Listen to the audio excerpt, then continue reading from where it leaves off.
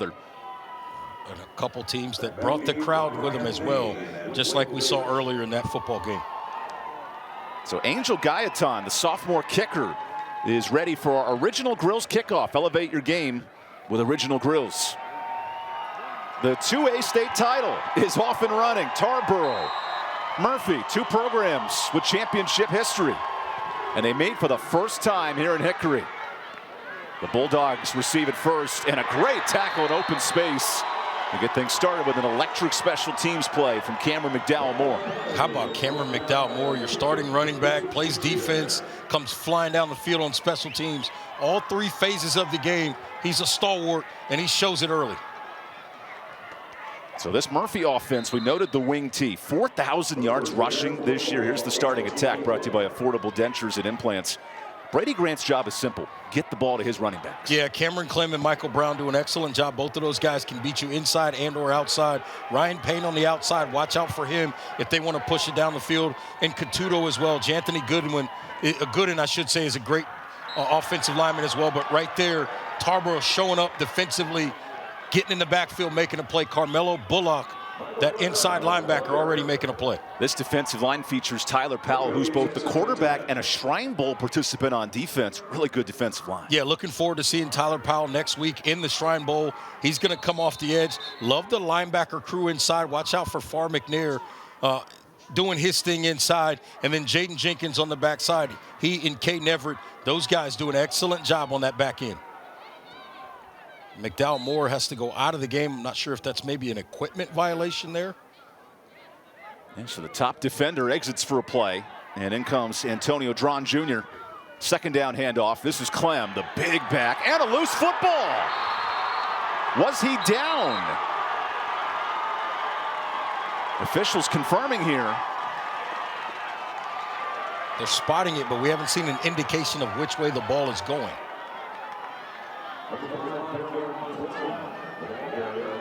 And Murphy's offense is still on the field, so we'll see what the decision is here.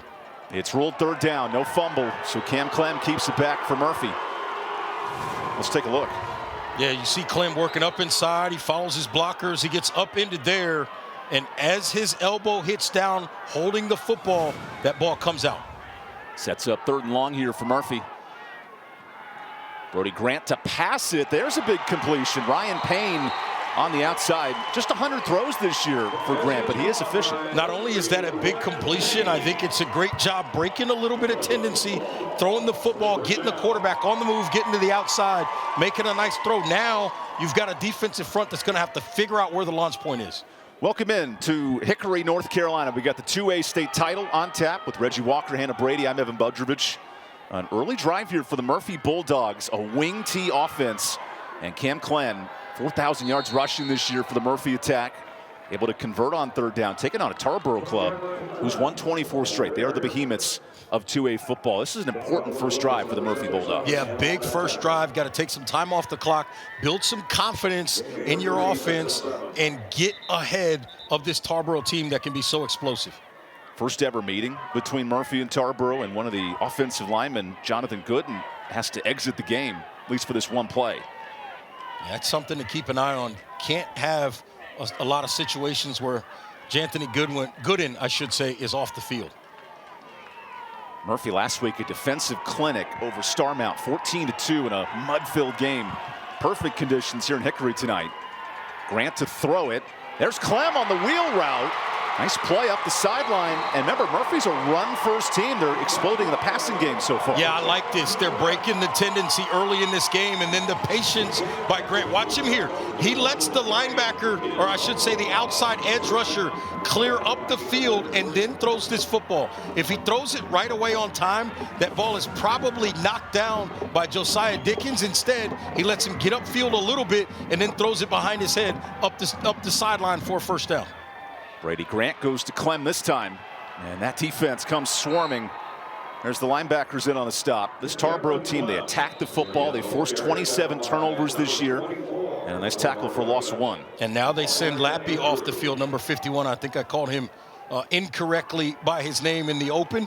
He's number 51, Lappy, offensive lineman in this particular case, he's got to come off the field for what looks like an equipment violation for a play. Yeah, this crew's been real tight on the equipment early on. They want to make sure everything's locked and loaded. Look at all those stickers on that offensive lineman's helmet. He is a mover of the football. Lappy, he's a people mover, that's for sure. We got cross skulls in there, football, Superman stickers. This Murphy team, after every win, they hand out stickers to their best players. A lot on the shoulders there, the offensive line specialist. And here's the inside handoff, going nowhere. Big Donovan Willis at 280 on the stop inside. How about Donovan Willis? Blew that play up before it had a chance to get started. A lot of size on the inside between Donovan Willis, obviously inside there, and you know, he's got some help in there, and they're going to be tough to move those guys around. Big Jamil Warren as well, 300-pounder inside number 55. Good luck moving those guys consistently. Sets up a third long for Murphy, who threw the ball just twice in the region final. Already 2 completions for Grant on this drive. Now Grant hands it outside. Here's some space for Blake Davis, and Davis has the first. Nice run on the explosive sweep. There's 15. This is really good vision that time. Watch him get to the left, and he's got to cut up inside and then back outside to find the right crease. Does an excellent job reading it properly, using his vision, and as we call it, run the daylight, picks up a first down. It's a Tatum and Atkinson first down, the heavy hitters, and 3 third down conversions for Murphy on this first drive.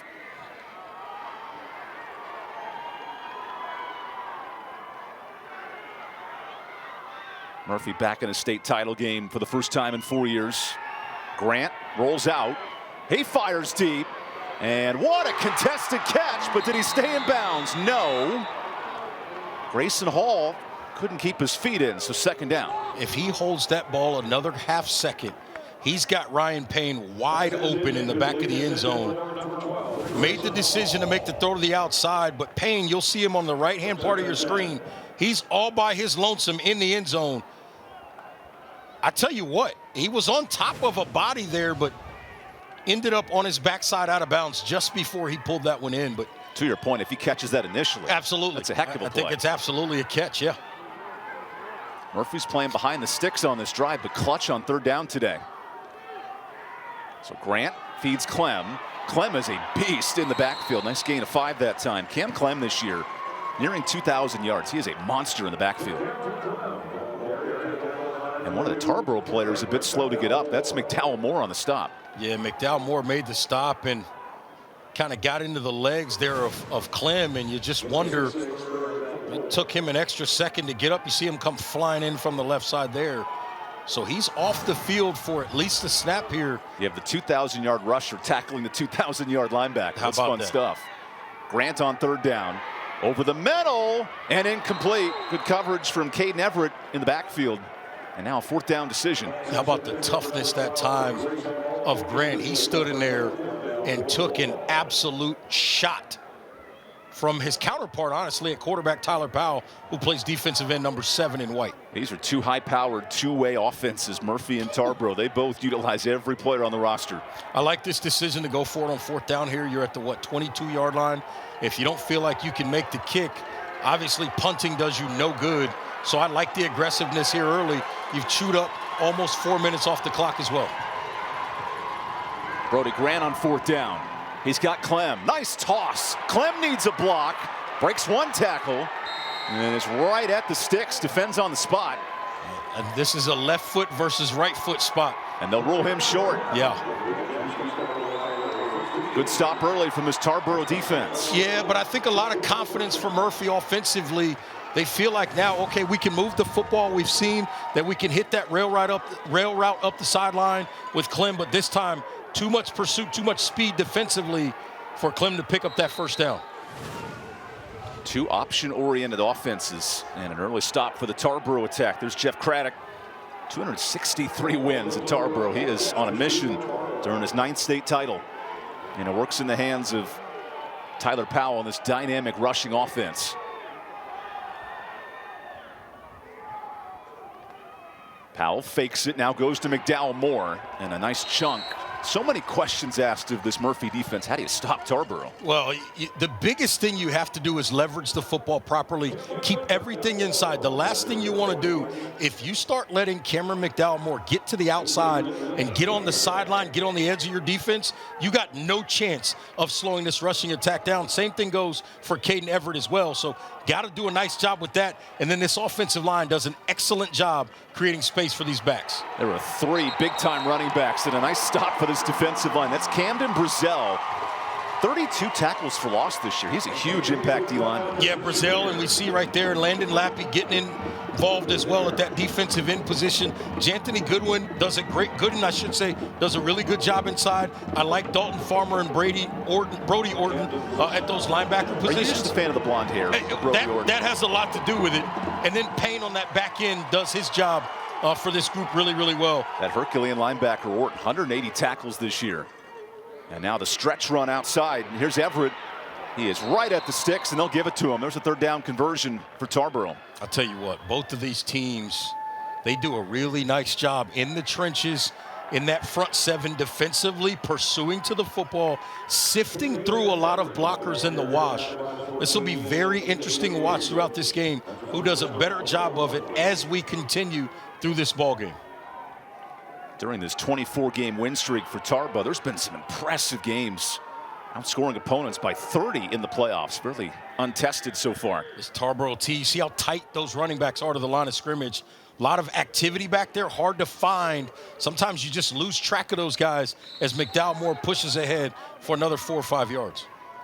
Cameron McDowell Moore, in his career, he's been amazing. 6,200 yards, nearing 100 career touchdowns, and this is 3 years straight of being the go-to back in the Tarboro backfield. This guy is absolutely electric in space, but he does such a good job understanding how to make sure not to waste opportunities and pick up tough yards. So on 2nd down, it's a stretch handoff. This is Jalen Farr McNair, and McNair gets a block. He's in a Murphy territory. Largest run of the day for Tarboro. And you can just see the burst as he came around the corner to the outside. All of a sudden, he was in another league in terms of that speed off the edge. Watch him here. Watch him accelerate right there. And all of a sudden, he hits a gear, and you start getting real nervous if you're on the defensive side of the football, because he can pick him up and put him down with the best of them. Farr McNair, 3 touchdowns in the playoffs. He's been a extra back to add a little bit of depth to this Tarboro T. All operated by Tyler Powell, who goes inside to the B-back. That's Antonio Dron Jr. for a short gain of 4, but that's the way Tarboro likes to play, ahead of the sticks. Yeah, you stay ahead of the chains. It allows you to continue to use that physical offensive line, chew up some clock as well. 2 teams they've both shown us an ability so far in this game to move the football against each other. The question's going to be who can start to finish drives on a consistent basis. A senior-laden offensive line, 4 seniors for Craddock. Powell fakes it, finds McDowell Moore. Nice tackle by Brody Orton, who's grown out that blonde hair for 7 years. He looks like Tarzan in the middle of the field. Well, definitely Tarzan, because you see him come flying downhill in that particular case, gets through the offensive line and plays in the backfield. And that's what I think they've got to continue to do in this game, is play into the backfield of Tarboro if they really want to slow this offense down. Orton's not only the lead blocker in the running game, he's an elite tackler, 3-year starter in the linebacking spot. Here's a toss to Everett. Everett breaks contain and gains 4 more yards. 3rd and short coming up. 3rd and short coming up. Here's what's wild about that particular play. You get the pitch to Everett. Guess who ends up being one of his lead blockers? The quarterback, Tyler Powell, who also plays defensive end. You want no part of that guy and his physicality. If you're not careful, he'll blow you up. 2 teams that are physical smash-mouth brands. Yes. Wing T-based offenses. Tarboro, their 9th straight trip to a state final. They pulled away last year in 2024. And now 4th down coming up. Movement before the snap, but a 5-yard penalty. Yeah, I think this is obviously going to be a false start here. So now this will be about 4th and 9. An interesting decision here for Tarboro. A team that's only passed the ball 30 times all year. Yeah, I think they probably punt the football here. And here comes the punt unit. See if you can pin Murphy deep and then essentially see if they can drive the ball on you again. They weren't able to finish last time, so you got to feel confident in that, but go ahead and punt the football and play field position. This is Landon Browning, the senior punter. Oh, hold on, a whistle. Ooh, may have saved them there. Yeah, that snap would have been dangerous. A false start.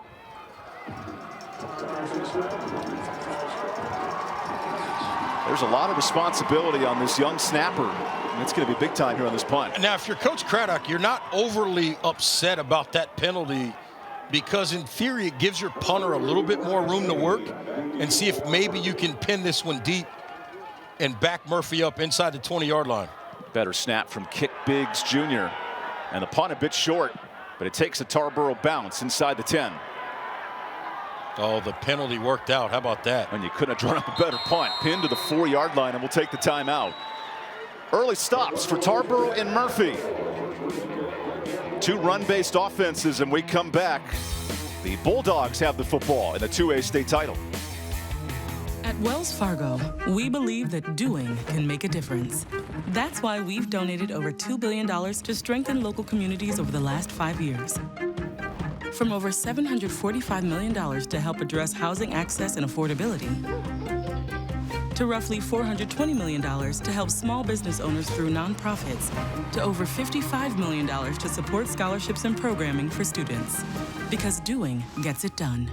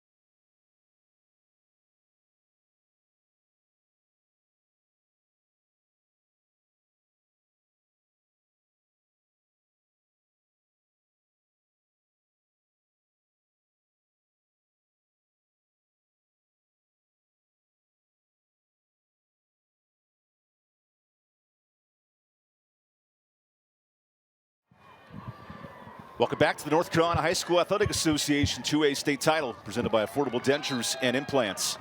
Reggie Walker, Hannah Brady, Evan Budrovich. Two run-based teams, two defensive stops early. Now the field position game huge with Murphy back at their own 4-yard line. Yeah, but both offenses, I think, got to have a little bit of confidence. They were able to move the football down the field, really both sides. You end up getting a couple of penalties that kind of backed up Tarboro and then forced him into a 4th and long situation. That's why they punted.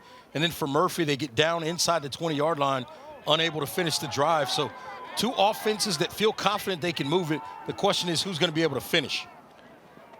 There's an early running game for Brody Grant, the quarterback, who in 3 playoff games did not attempt to pass. He can run it as well. Yeah, that time I think everything got just kind of messed up. I'm not quite sure who wasn't on the right page, but look at this. You got all this activity, and the quarterback looking for someone to hand the football to did a great job not panicking and just getting up the field and getting what he could. Just a gain of 1 for Grant, the senior quarterback. Murphy backed up late in this first quarter.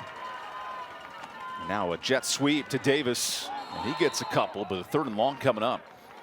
And this is exactly what you wanted to create on a consistent basis defensively if you're Tarboro.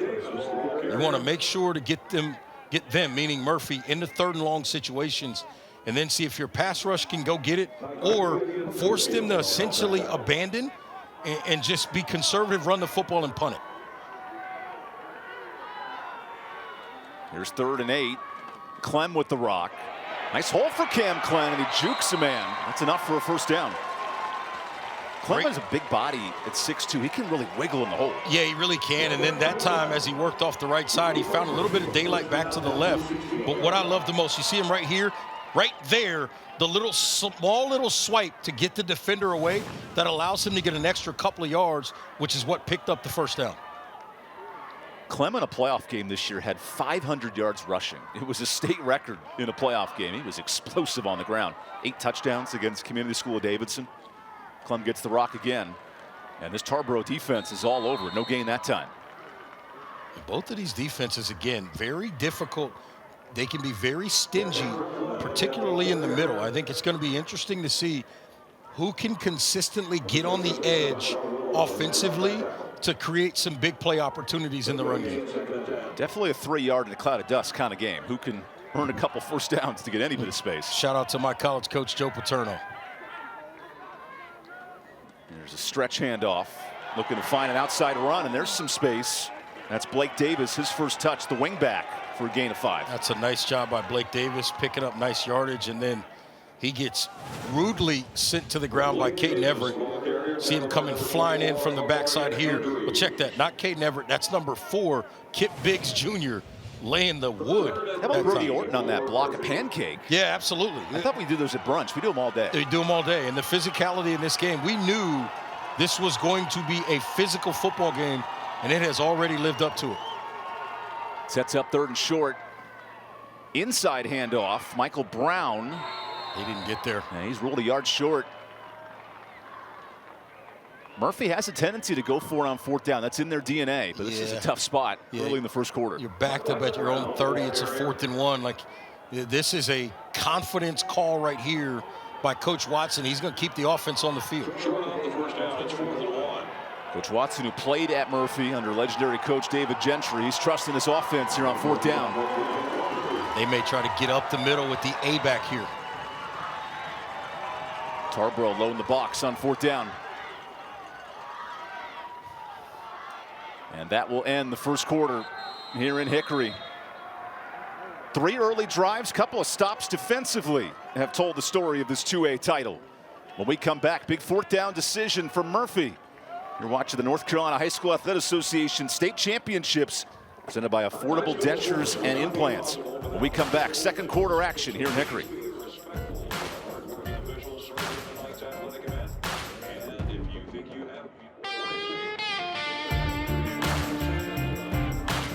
Belief isn't just a feeling, it's a force. A force that turns underdogs into champions, struggle into strength, and concepts into companies.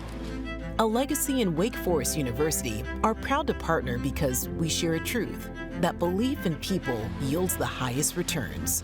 Together, we're investing in every dream, every goal, every tomorrow. This is our home. Let's believe.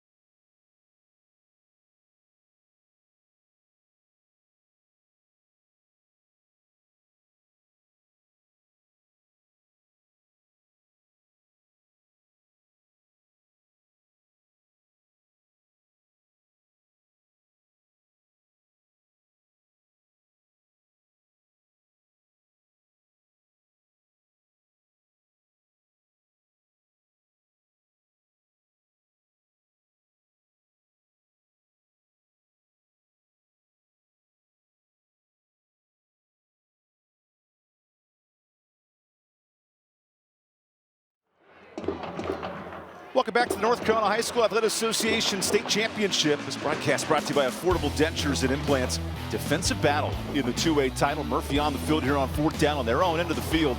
And Coach Watson trusting his offense out of this timeout. Yeah, you're at your own 30-yard line. This is a big spot. Got to have a ton of confidence. I wouldn't be surprised to see Michael Brown, the A-back, end up with this football number 23. Officials resetting the play clock. And now we're ready to go in this second quarter. So a big decision for Brody Grant here on 4th down.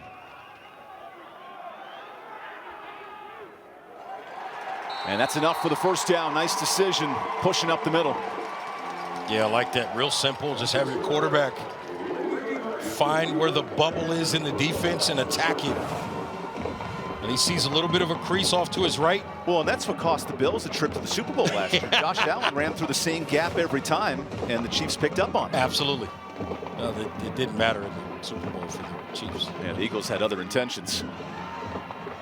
Nice run outside, but tripping.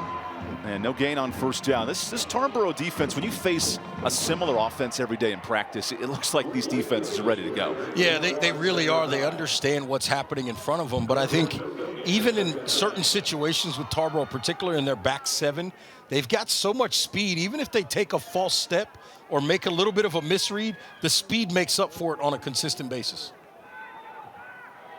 Murphy's played behind the chains a ton today. And they've won 10 straight, largely due to their offense. Grant out of the pocket. Brody's got a wide open man. Good catch. And Ryan Payne out near midfield.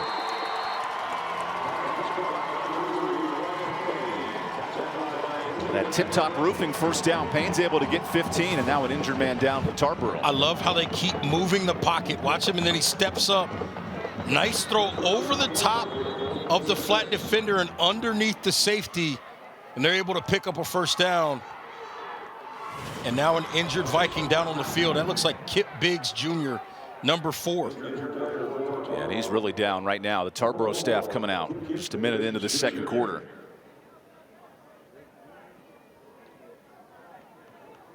We have seen with Murphy, these third down conversions continue to play a factor. 3 of them in the first half.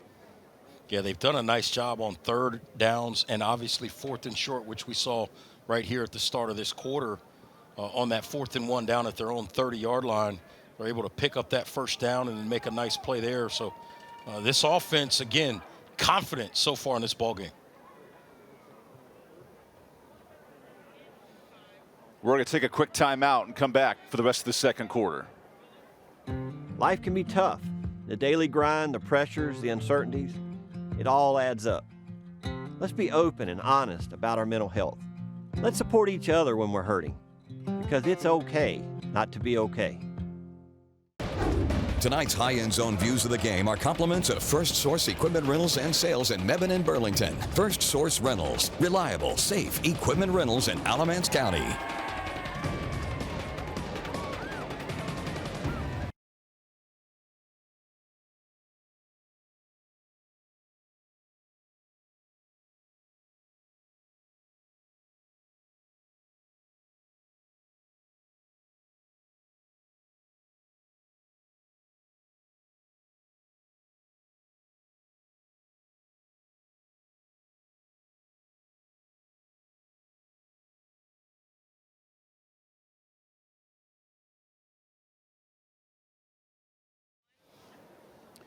Welcome back to Hickory, North Carolina, here at Lenoir-Rhyne, checking in on Kip Biggs Jr., the injured senior defensive back, who's been down since we went to break. The Tarboro staff now coming together. 9 straight trips to a state final for Tarboro. A lot of tradition. And a good defensive battle early here as Biggs continues to get treated. And I think the look on his face tells a lot of this story. A lot of emotion getting to this point.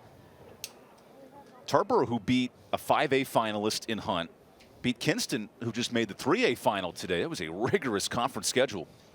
And Tarboro's found a way to not only win out, but on the verge of back-to-back consecutive winning seasons, championships. Tarboro's a 2A program that plays in a conference that is all 3A teams except them.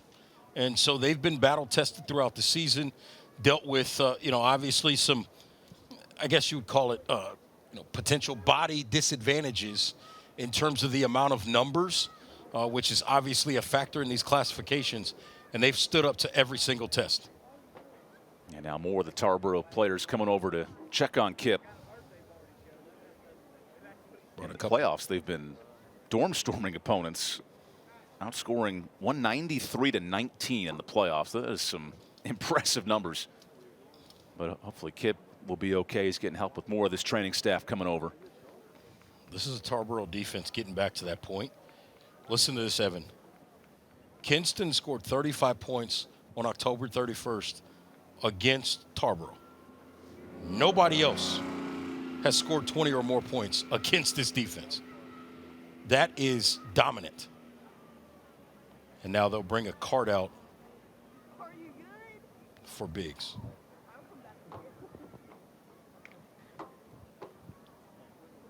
We send our thoughts to Kip Biggs and his family, as Kip will be treated by the training staff here in the locker room. Good special teams player, starter at the safety position.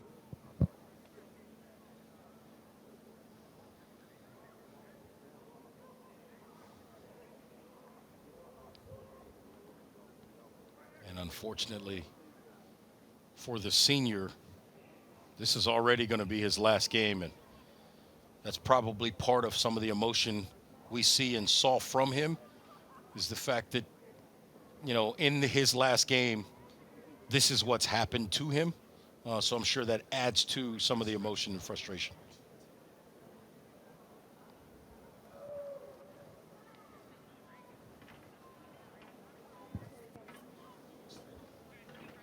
We're going to take one more break and check on Kip Biggs and then come back to continue this second quarter. Tarboro and Murphy in a scoreless game here in the 2A state championship.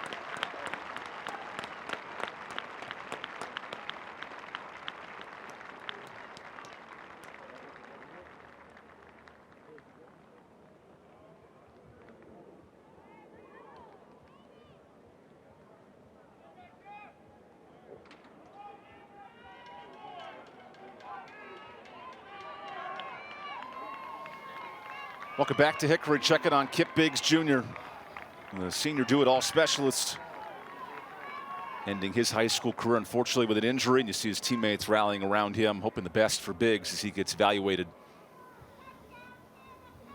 This can be emotional moments, right? And a lot of kids work so hard to get to this state championship, and then an injury will derail his final game. But our thoughts go out to Biggs and his family. Well, as a player, you go out there and the last thing you think about is an injury. And it's one thing to see a guy maybe roll an ankle or, something like that. But when you see something that involves a cart or a stretcher, it can be disjointing for you mentally for a while. And so it's going to be very difficult potentially for these players to respond to this, at least for the first couple of minutes. So out of the timeout, first down for Murphy, and the run game with Cam Clem gets going. Clem is eating up bodies, and then the football comes loose. Who's got it?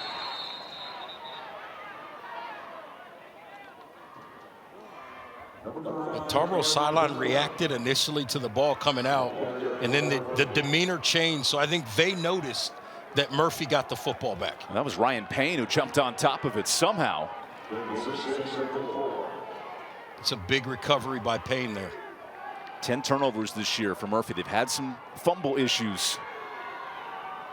Facing a Tarboro defense that forces 27 turnovers. That's a strength of the Vikings. Grant to throw it. Now he's got to run.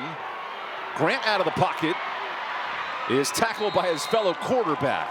And that's Tyler Powell. Yeah, that's a great job picking up the first down. He outruns Tyler Powell, who now helps him fix his shoulder pad. Well, different player is number 59 yeah, that helped him fix his shoulder pads. There for Emmanuel DeBerry, but I love that. That's a great job using his legs that time by Brady Grant to pick up this first down. Watch Powell. You see Powell giving pursuit. He's picking up ground, but Grant got just enough to pick up that first down. That's nice job by Grant using his legs to extend this drive. Beating Powell, the 2A Defensive Player of the Year in his conference. So Grant on first down. Clem jukes a defender who was going the other direction. Nice gain of 8 on first down. How about this Murphy offense doing a great job with the different types of runs inside, getting to the edge, doing a nice job mixing up the play calls to pick up yardage. This time, little misdirection look. You see that linebacker just blitzing in? Absolutely. Didn't even see it coming. They just get right up underneath. The creativity of Joseph Watson's offense. He played for this Murphy program. Knows a thing or two about the wing T. And now a flag. And a fortunate flag for Murphy, because there was a little bit of a snap issue. Encroachment on the offense. Nonetheless, a 5-yard penalty for Murphy, and that's what Joseph Watson's saying. I guess that'd be a false start. Nonetheless, it backs up the drive, 2nd and 7.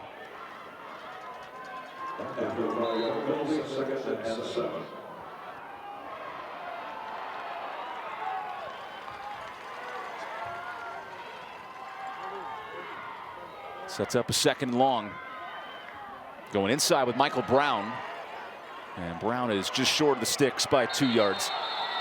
So coming up, we'll have our Foundation Solutions halftime report. Interview with Q Tucker, the commissioner of the association.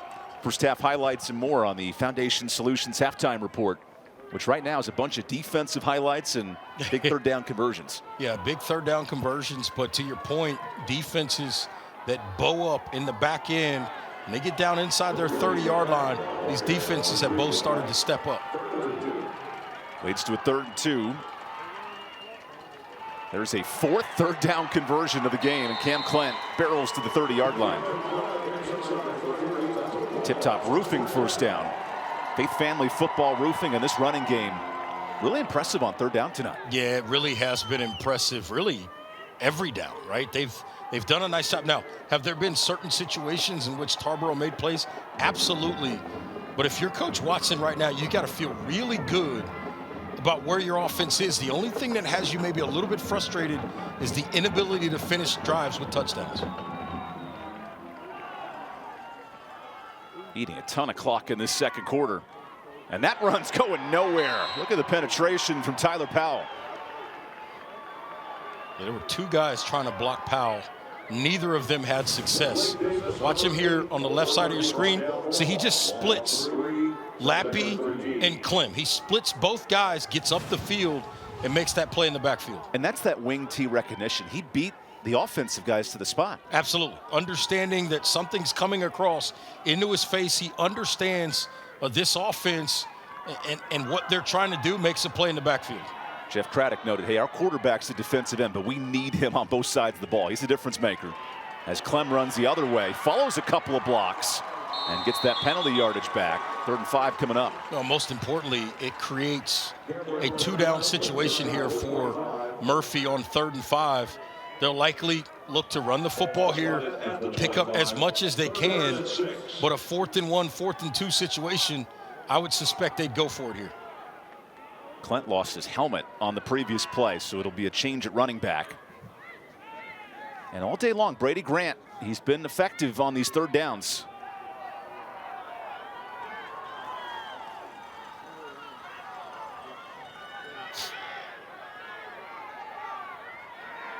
Those tight ends, Catuto and Davis, so big in this running game. They're in motion. And that running game's going nowhere. Loss of 1 for Michael Brown on the 4th down coming up. Yeah,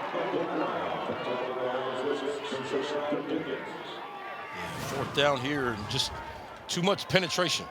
That's just way too much penetration. It starts with DeBerry, number 59. Gets up the field, reaches out and gets his hand on the ball carrier. And that was the beginning of the end for Murphy running the football there. But again, as I suspected, same distance, 5 yards. You're at the 25-yard line on the plus side of things. High red area.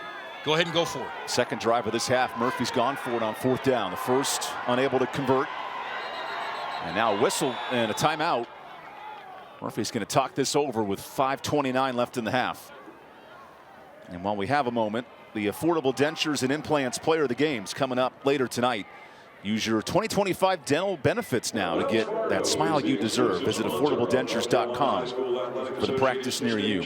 And we'll have the Legacy Federal Credit Union Play of the Game, a Legacy in Wake Forest, we believe. Those fans are believing a little warmer weather as we tick down near the 30s tonight in Hickory.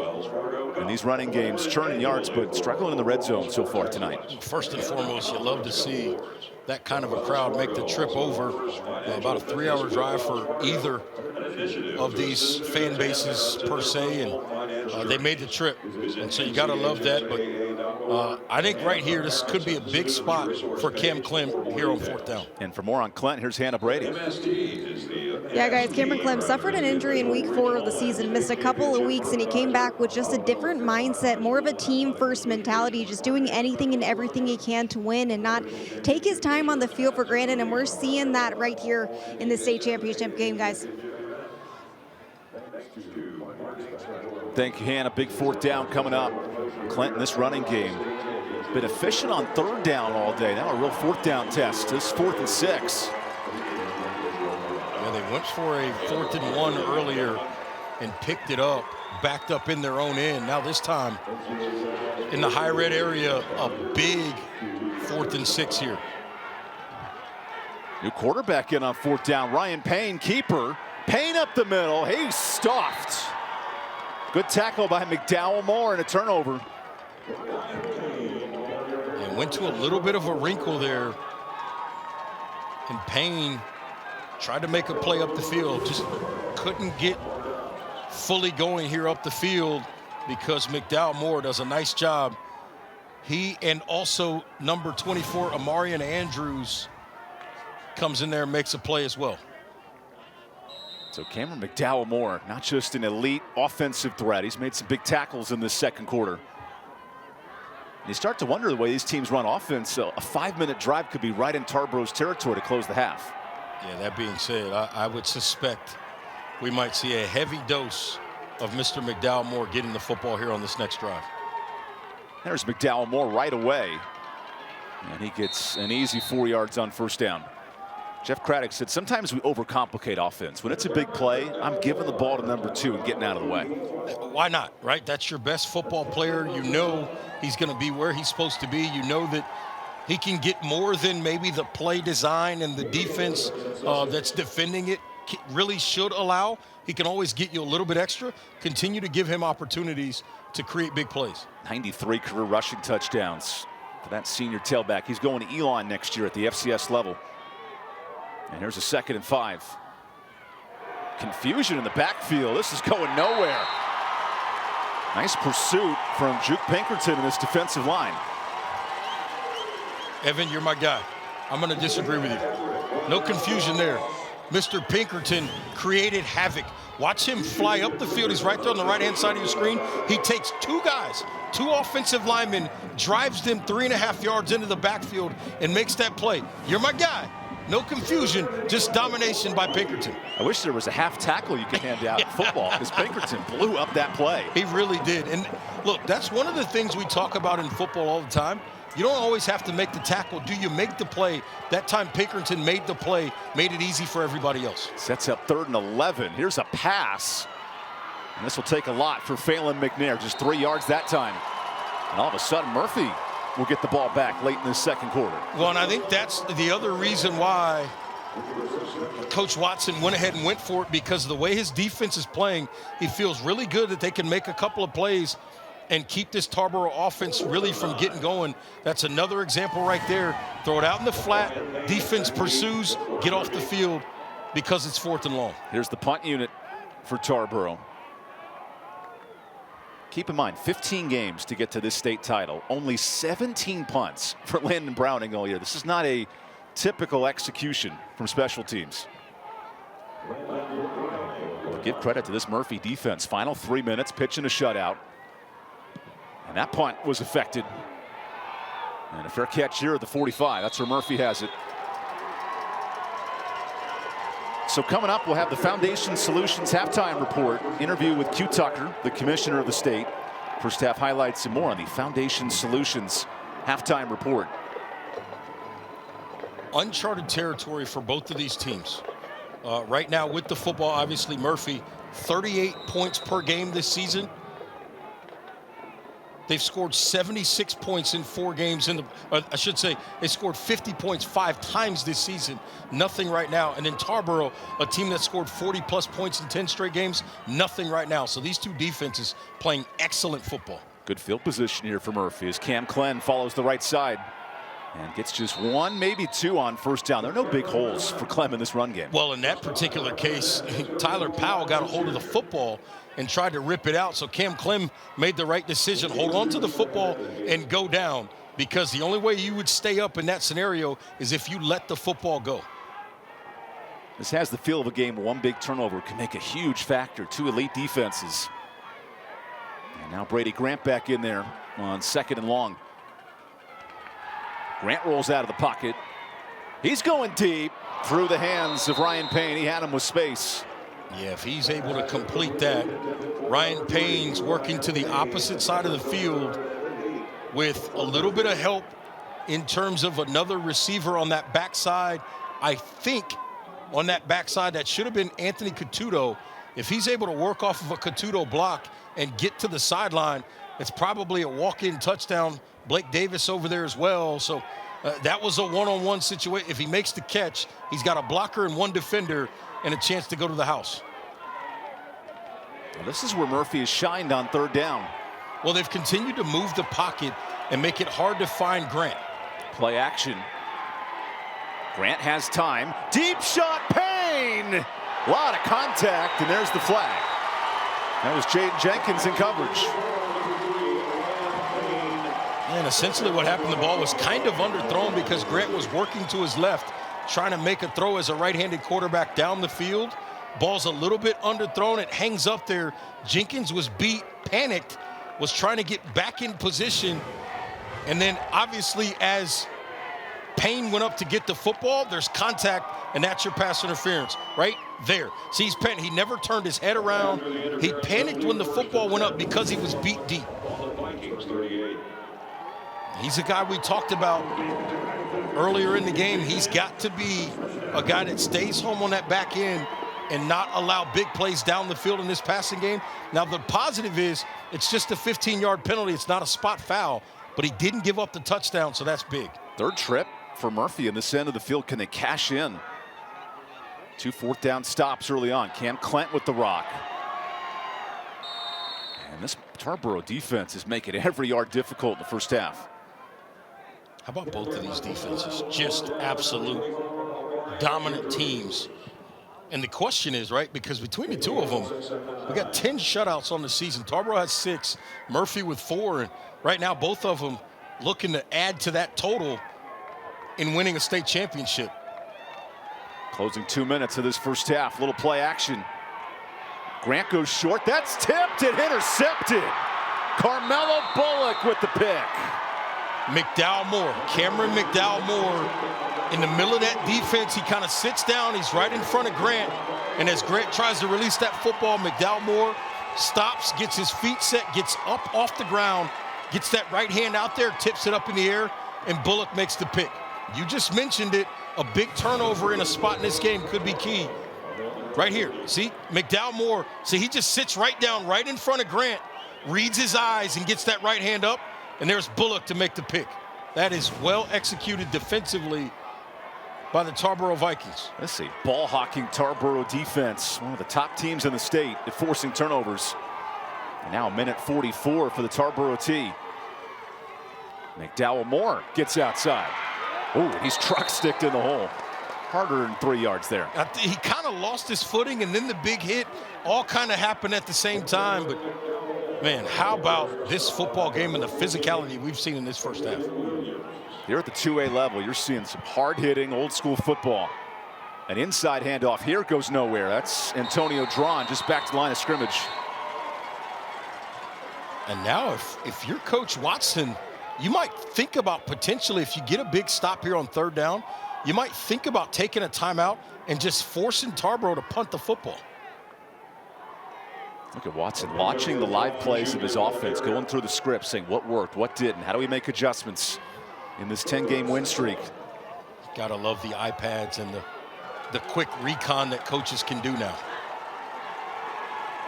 3 straight drives for Murphy in Tarboro territory. Nothing to show for it early. And now a 3rd and 7.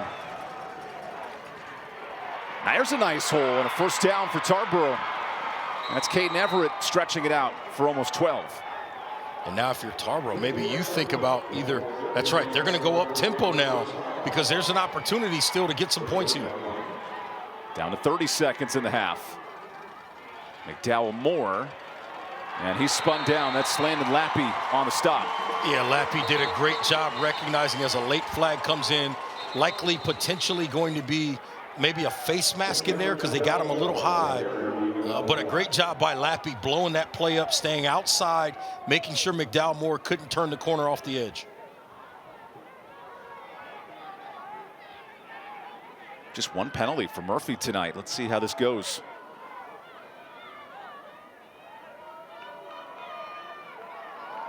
That's all holding our breath in the stands here in Hickory. So now good field position for Tarboro. Yeah, a little pump fake there by the referee. Would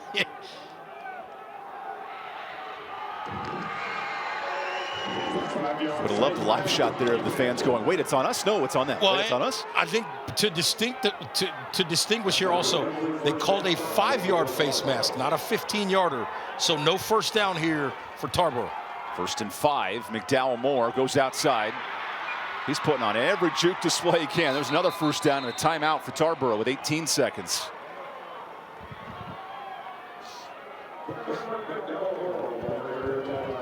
So you're playing the timeout game here. 2 timeouts. The kicking game for Angel Gaetan, his long's 43, so you probably need 10-15 more yards to give you a chance to end the half. Yeah, but I think Jeff Craddock is thinking about a touchdown here. I don't think he's playing this for a field goal. I suspect, again, this is a football team that does not throw the ball very often, just 30 times this year. But I will say this about Tyler Powell. 63% completions of those 30 times, 26 yards per completion. So they will attack you deep and hit a big play in the passing game. A lot of championship history for these programs, Murphy and Tarboro. And you think all time, some of the best coaches in the state, Bob Colvin at Robbinsville, David Gentry, who was the coach and the teacher for Joseph Watson, the 9 titles of Murphy. And here's Jeff Craddock climbing up the ranks. Jimmy Teague just earned his 9th state title today. This was coming into the weekend. A lot of history on this football field, and it's being tested here in this 1st half. I tell you what, I learned about and heard about this Tarboro program. I was living in Connecticut in the mid-2000s. A gentleman by the name of Julius Parker told me real quick, hey, you don't know about Tarboro football, but you're going to learn. Here's a quick timeout after a short gain. So Tarboro burns one of its 2 final timeouts. And, of course, then Todd Gurley put this program on the map. Absolutely. Todd Gurley and what he was able to do. And look, McDow Moore is a guy that's essentially been a starter for Coach Craddock for 4 years. That's something Todd Gurley didn't even do. And we know what he became in his NFL career. Todd Gurley and Tyquan Lewis, who's still in the NFL right now. There's a great lineage of running backs. This Tarboro staff said, hey, when McDowell Moore ends his career in the next couple of days, he's got a chance to be right up among them, among the best in Tarboro history. Absolutely. I mean, you look at his accomplishments, you're talking about, you know, this year alone, a 2,000-yard season with nearly 30 touchdowns. That is worthy of Hall of Fame consideration in and of itself. You add that to what he's done the previous 3 years, and this young man has put together quite the career. Those Derrick Henry years are fun to watch as well down in Alabama. 5,000 yards a season. Yeah, well, Derrick Henry's also a guy, Yulee High School down in Florida, once got the ball nearly 60 times in one football game. That is called leaning on your running game. Here's a deep shot to end the half, and it's almost caught. Good coverage. That secondary anchor by Grayson Hall forces the incompletion. targeting far McNair down the field. That's a great job by Grayson Hall, reading that football, getting up and getting that left hand in there to knock that football away.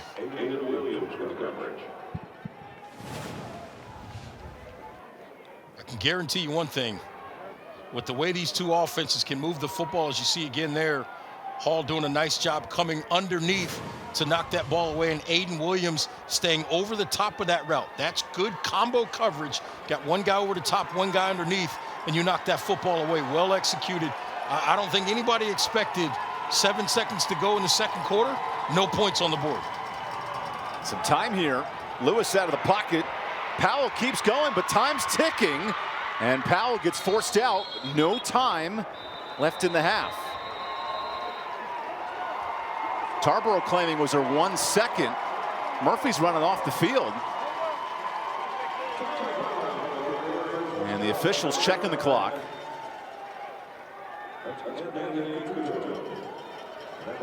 We haven't had a signal yet. Is there any time left in the half? Yeah, I think that's halftime. Okay, the officials will end it. That's halftime here in the 2A state title. And it's getting ready to hear from the coaching staffs. We did joke on our call. If there was a tie, they'd do rock, paper, scissors to see who talks first. I don't know if Craddock and Watson had that conversation. I'm sure both coaches ready to get in the locker room and make some adjustments, that's for sure. Well, now we'll go down to the Murphy staff with Hannah Brady. Well, Coach, a huge response by your defense right there. What have you liked out of that group so far? Yeah, defense is playing great. You like their effort, like they've been playing the whole year. We just got to continue to finish. Your quarterback, Brady Garinger, having success in the air. Just how do you look to continue to extend drives offensively in the second half? Yeah, Brady's had a good half. You know, we got some opportunities there that we missed a deep one, but you know, he's playing well. Just continue moving the ball on him. Thank you, Coach. Thank you. Halftime coming your way next. Scoreless here at Lenoir-Rhyne in Hickory. Don't go anywhere.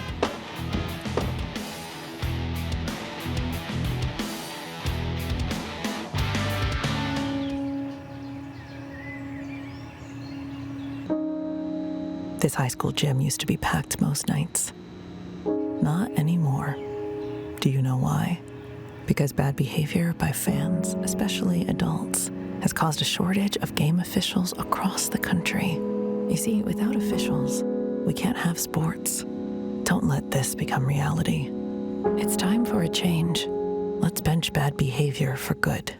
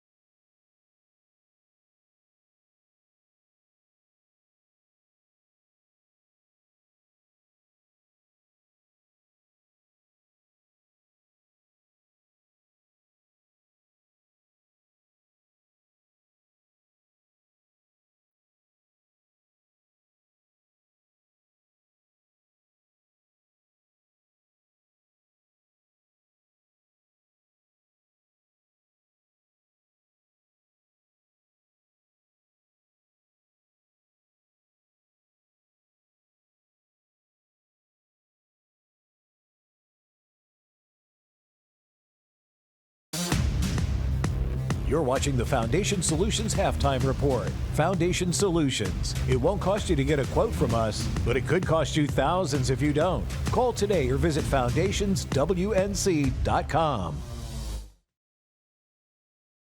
Hey everybody, thank y'all for tuning in to this state championship high school football game. Joining us today is our good friend all the way from Ingalls Markets, Miss Taylor Newhouse. Taylor, are you loving the game so far? Absolutely, it's been a fun one to watch. It has been a fun one to watch. Now, what are you anticipating? An explosive finish, I hope? We always hope for an explosive finish, but definitely an interesting game. All right, we got to talk at the end of the game then. Absolutely. Now, let's talk about high school athletics in general.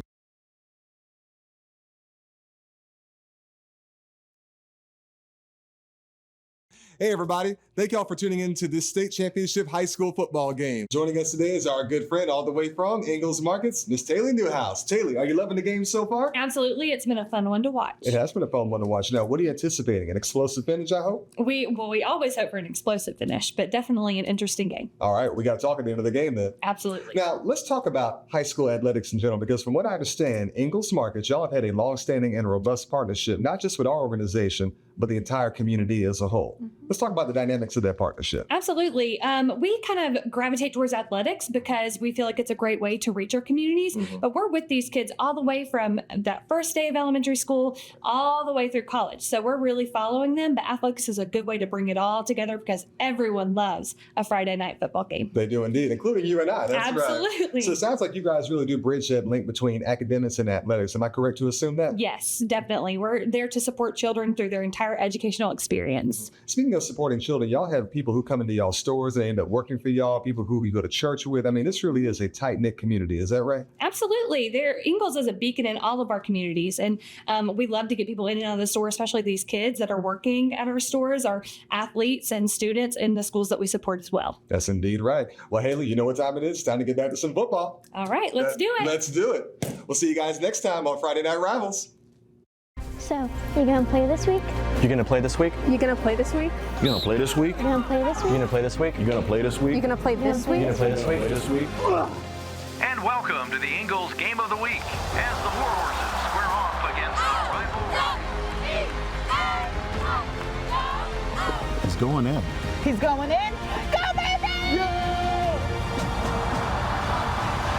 Ingalls, we're with you every step of the way.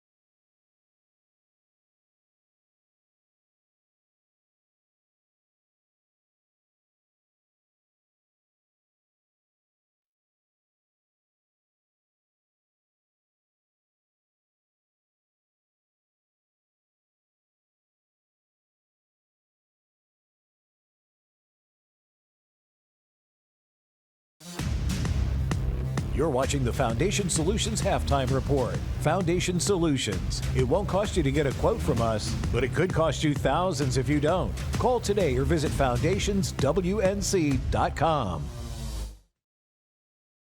Commissioner Tucker, thank you for your time. Another exciting week with the state championships here. It is almost unbelievable that here we are getting ready to crown champions in football when it just seems like we just started the season. This year began the 8 classification system. Why the change? How has it been working? And do you foresee any adjustments for next year? Well, this is the last of a fall championships where we will crown 8 champions based on the new 8 classification system that our board approved. So far, so good. And for this weekend coming, we have 3 outstanding venues. There are plenty of familiar names in this year's championship. What do you think makes these programs successful year in and year out? Well, I think first and foremost, those coaches recognize that what we do is called education-based athletics. And it's about providing teachable moments. It's about teaching young people the core values of sportsmanship, integrity, and honesty. And I believe that those coaches understand how to navigate that kind of balance. What do you think has been the biggest challenge for the association this year? Well, I think always a big challenge for us is trying to help everybody understand the role of sportsmanship in what we do. It's been an ongoing theme of trying to keep that front and center of what we do. And of course, as I mentioned, we do have the 8 classifications in this alignment period. And so just trying to secure those venues has been a challenge. And can you discuss those new venues and kind of some of the highlights of the new opportunities for these athletes to play in? Well, of course, the mainstay is UNC and Keenan Stadium. They've been a site for us for many, many years. The association grew out of the University of North Carolina, and that's one of the reasons that our office is based in Chapel Hill, and one of the reasons that we continue to hold our football championships here. So they're still on the docket. And then, of course, NC State had some conflicts that we could not work around. So we reached out to some other venues, and Lenoir-Rhyne University said, hey, let's talk. And so their Moretz Stadium has been made available to us. We're excited about being in that part of the state. And Durham County Stadium also stepped to the plate and said, let's talk, let's see what we can do. And so we look forward to that. And education-based athletics is a policy that's very important to you. How do we keep the balance in today's ever-changing sports climate? It is about learning how to be a young person, how to grow into that young adult. And if we've done our job, we have those young people poised and ready to be able to go on and make a difference. Commissioner Tucker, thank you for your time as always, and enjoy championship weekend. Thank you so much. The North Carolina High School Athletic Association welcomes you to tonight's game. We are excited to celebrate the hashtag NCHSAA Game Locked In, which honors everything that makes high school sports special. Let's continue to create a positive, welcoming environment for everyone. Cheer loudly, support your team, show respect to officials, opponents, and each other. Let's make tonight's game one to remember, full of pride, positivity, and what it means to be truly locked in.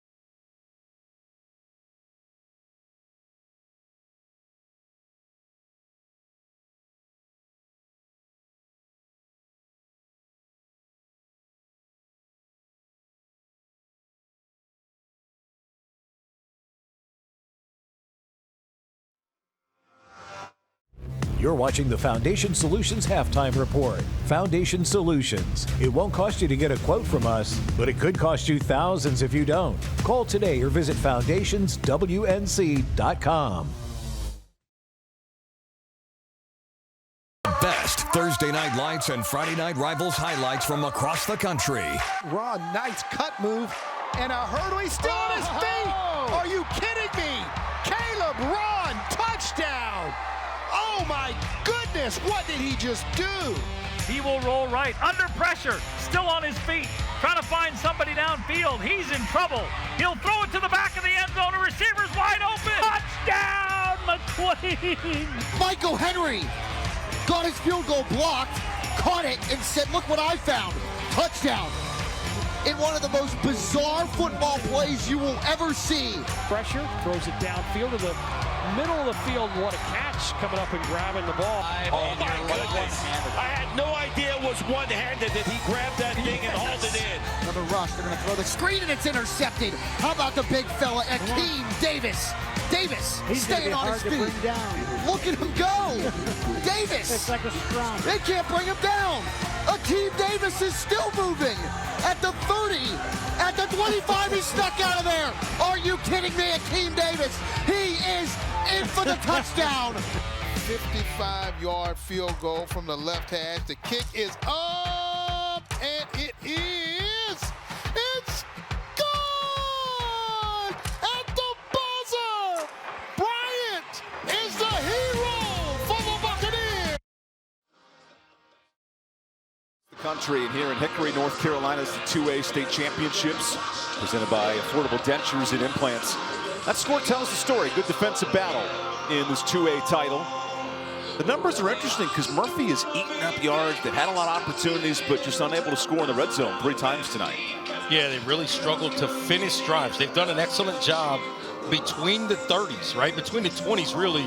But then when it's time to finish drives, unable to get anything going.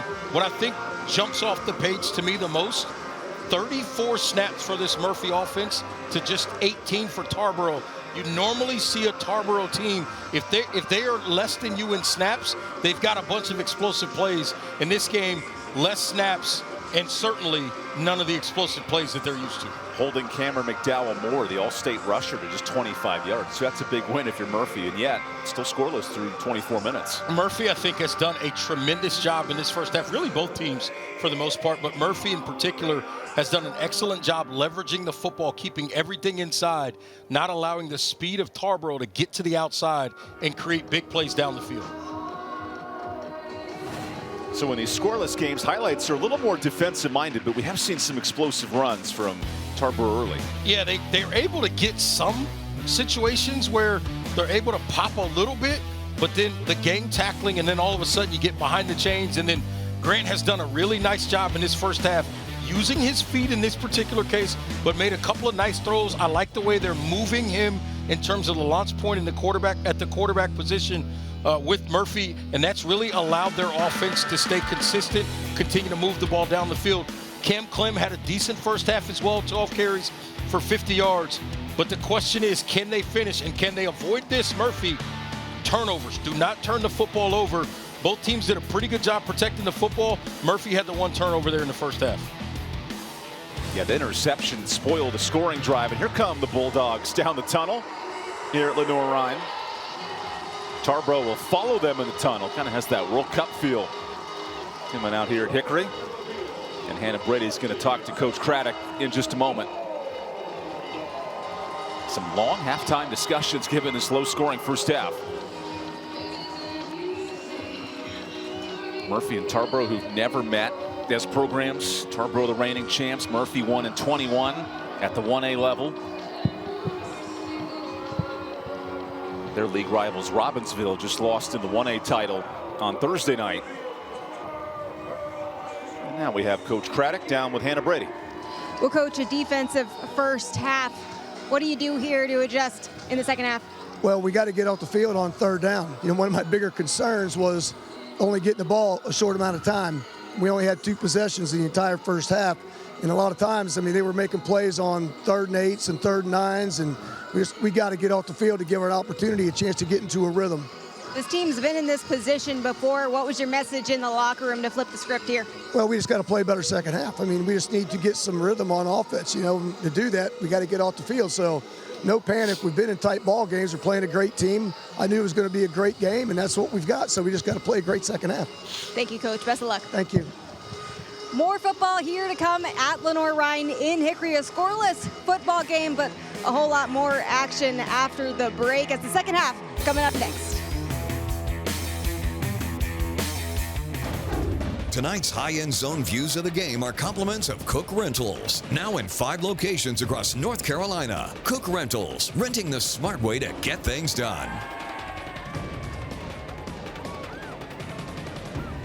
Storms can come up fast, and your roof is your home's first line of defense. Tip Top Roofing is fully licensed, insured, and trusted by homeowners, HOAs, and real estate professionals. From the smallest repairs to the largest residential replacements, we handle it all, including gutters and siding. As a CertainTeed Select Shingle Master, we offer up to 25 years of workmanship coverage and a lifetime materials warranty. Ask about our senior and veteran discounts and schedule your free inspection today at tiptoproofing.net.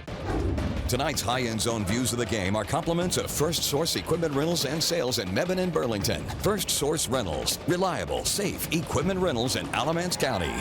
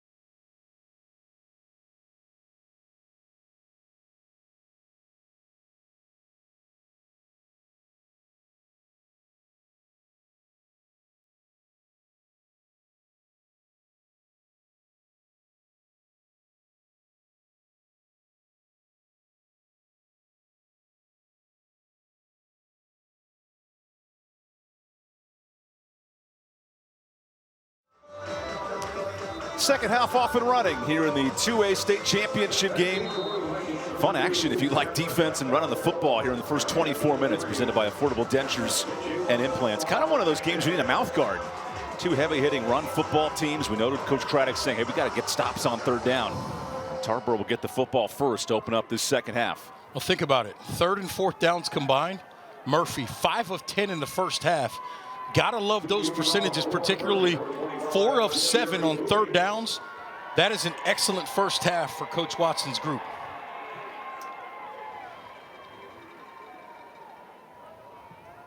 Murphy and Tarboro, who've never met, and yet they seem so familiar with these running games. The wing tee and the Tarboro tee. And now this really funky kickoff formation.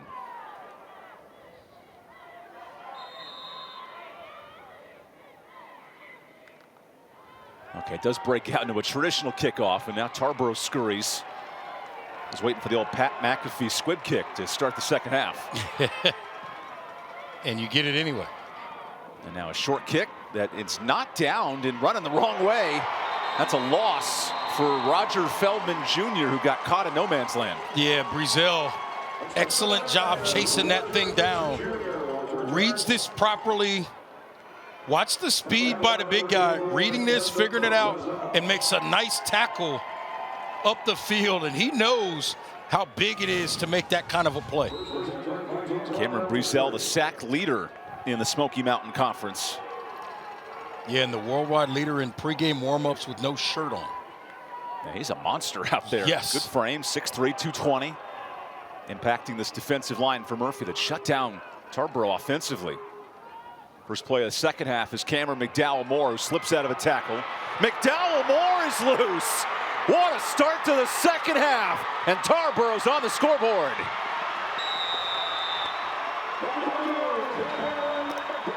Well, that wasted no time. 70-yard sprint for the touchdown later in North Carolina.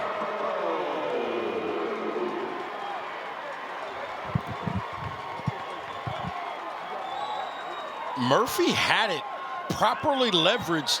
They just missed a couple of tackles. And that's what it comes down to. This is the type of guy, if you think you're going to get him down with one arm, you can absolutely forget it. Right there, he runs through a couple of tackles, and then it's speed up the sideline, and you're not catching him from behind.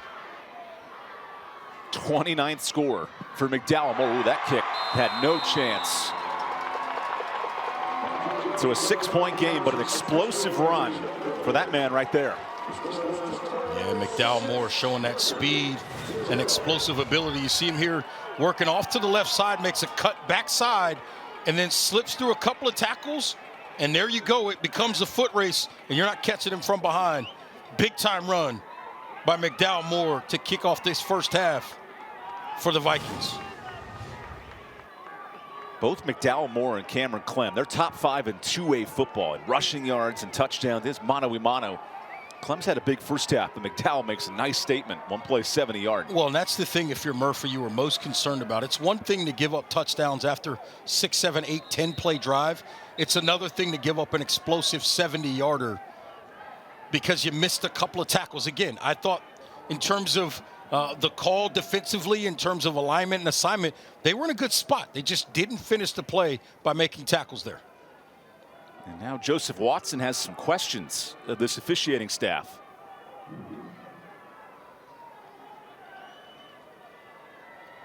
Coach Watson in year 5. Longtime assistant, former player at Murphy. And also the golf coach. He was talking about his golf partner, Coach Gentry, the 9-time state champ. They'll play every weekend in the offseason. They're a foursome. I'm not sure what that conversation was about. They're checking on something. There's a discipline and the level of organization to this Murphy program. 10 straight wins. They've run through the gauntlet of the Smoky Mountain Conference.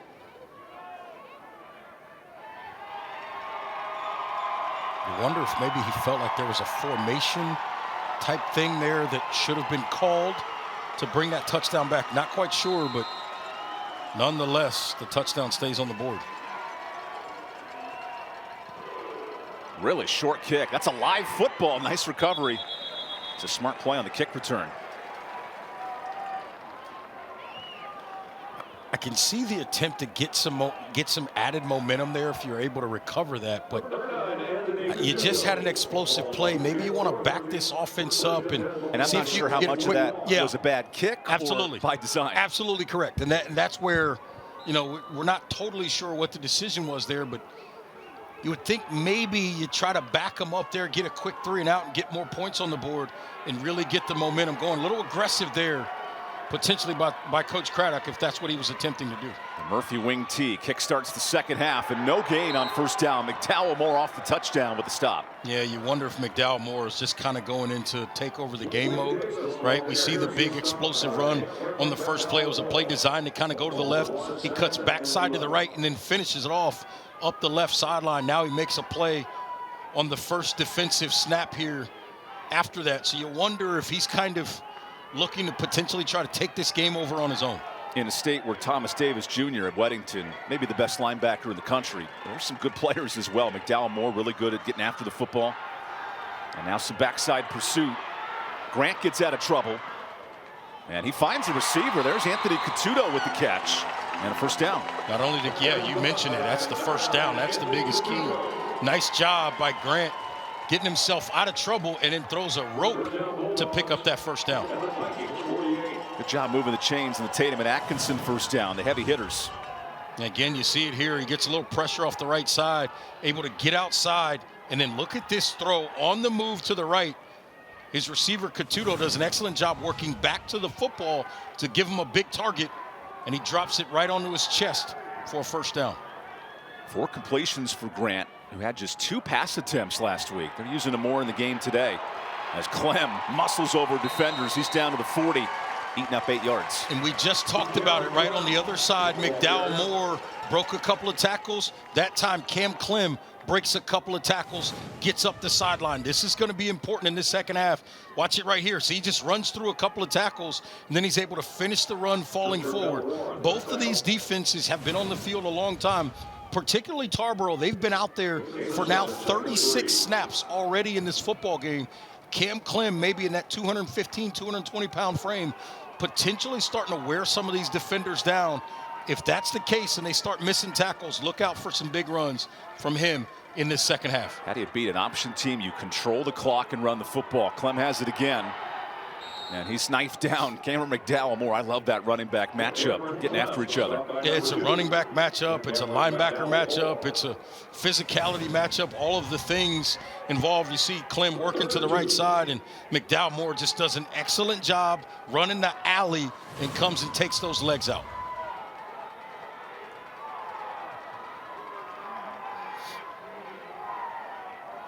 Two of our final games of the night, the 5A down in Durham and this 2A state title. Defensive-minded, running the football battle. 3rd and 1 for Murphy, and Clem has enough to move the chains. Although based on that spot, he didn't get a favorable look. 4th down coming up. He was certain. It looked like he was going to pick it up, but I say he's just a little bit short. It's about a full yard, though.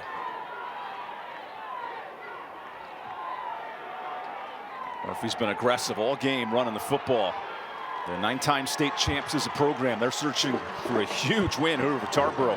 4th down coming up. This is a big 4th and 1 here. Clem has it. Clem is short. Great pursuit from Carmelo Bullock, who had the pick earlier. And now a flag comes in. Yeah, you wonder if this is a late hit or a celebration, but I think Clem might have misread this a little bit. I think there might have been a little bit more space if he had cut that up a little more inside. I think he's able to pick up that 1st down. Instead, try to get to the outside, and that may have cost him a 1st down here.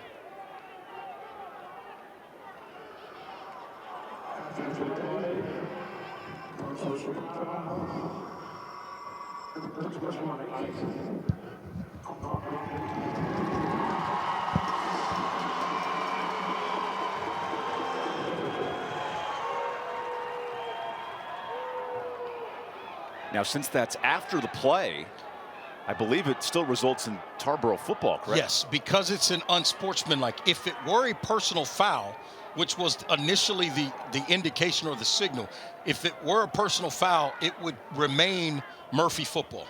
Okay, we'll take the timeout early in this quarter. Big defensive stop for Tarboro. They have the football. But we come back to Hickory.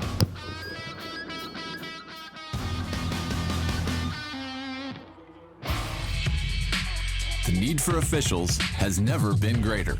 Without officials, we don't have this.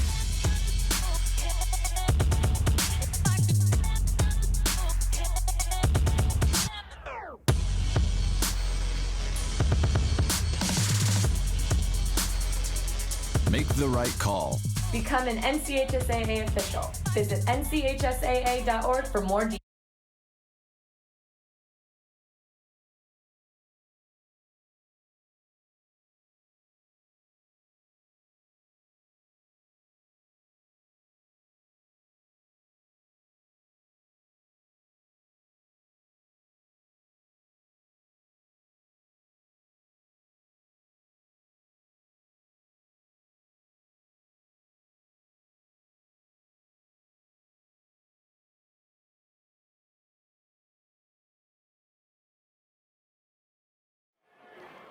Welcome back to Hickory. Affordable Dentures and Implants, player of the game coming up after tonight's game. Use your 2025 benefits to get that smile you deserve. AffordableDentures.com, practice near you. And stay tuned for the Legacy Federal Credit Union play of the game. The Legacy and Wake Forest, we believe. Not to mention tonight's game, we got a lot of friends, including Cook Reynolds in 5 locations across North Carolina. We're in Hickory, North Carolina. First ever trip for the state finals here. 2A championships. Reidsville won the earlier matchup in the 4A. Their 21st state title, and 2 programs that have combined for 19 championships. Murphy and Tarboro. Cameron McDowell Moore, 70-yard touchdown, the difference in this third quarter. Yeah, big spark for this Tarboro offense to start the third quarter. McDowell Moore gives it to him, and obviously right now this offense back on the field looking to make another big play again.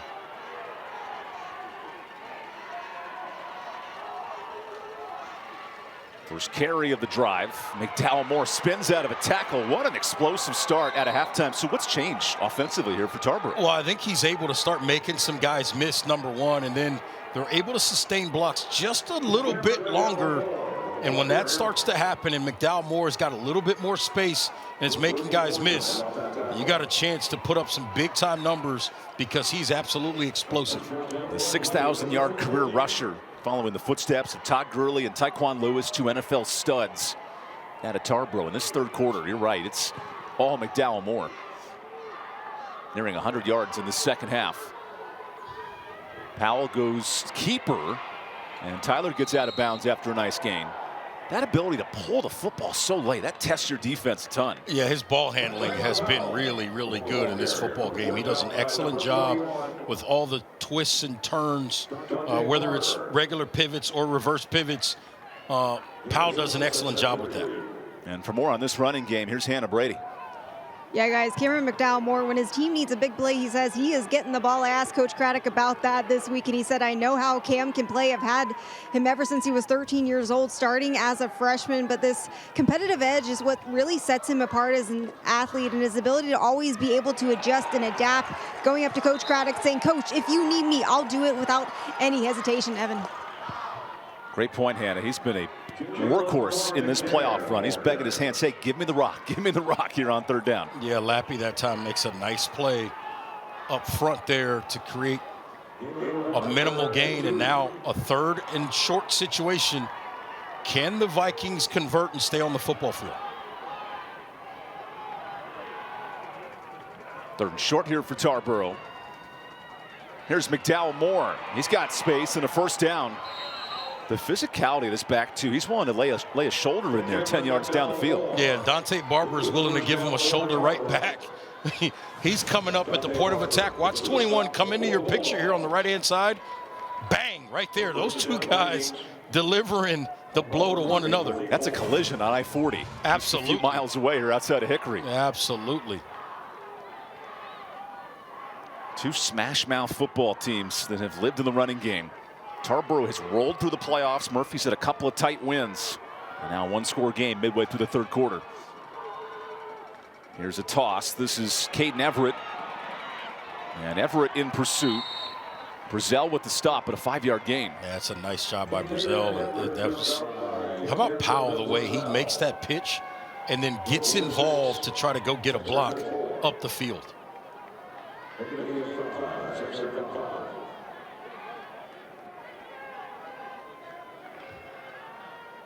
Tarboro in this 24-game win streak, they have dominated opponents. Last year winning the 1A title, this year fighting their way through the 2A bracket. And now some movement before the snap. And that's Michael Edwards moving fast. And Powell's very, very frustrated. Thought they had an opportunity there to get something big. It negates the first down rush, essentially. And that's the secret to Tarboro. When they're playing these 2nd and 5s, 3rd and 2s, very difficult to stop in the run game. Yeah, very, very difficult. And all of a sudden, you know, they're backed up again, 2nd and long, but guess who's getting the football more likely than not?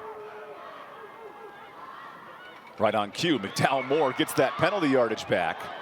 And he was not ruled down, so able to carry the sticks for a first. How did he stay up? Well, actually, as I say that, yep, they're going to change the spot here. Yep. The line judge came in and ruled him short, so 3rd and 3. These officials doing a nice job getting together there.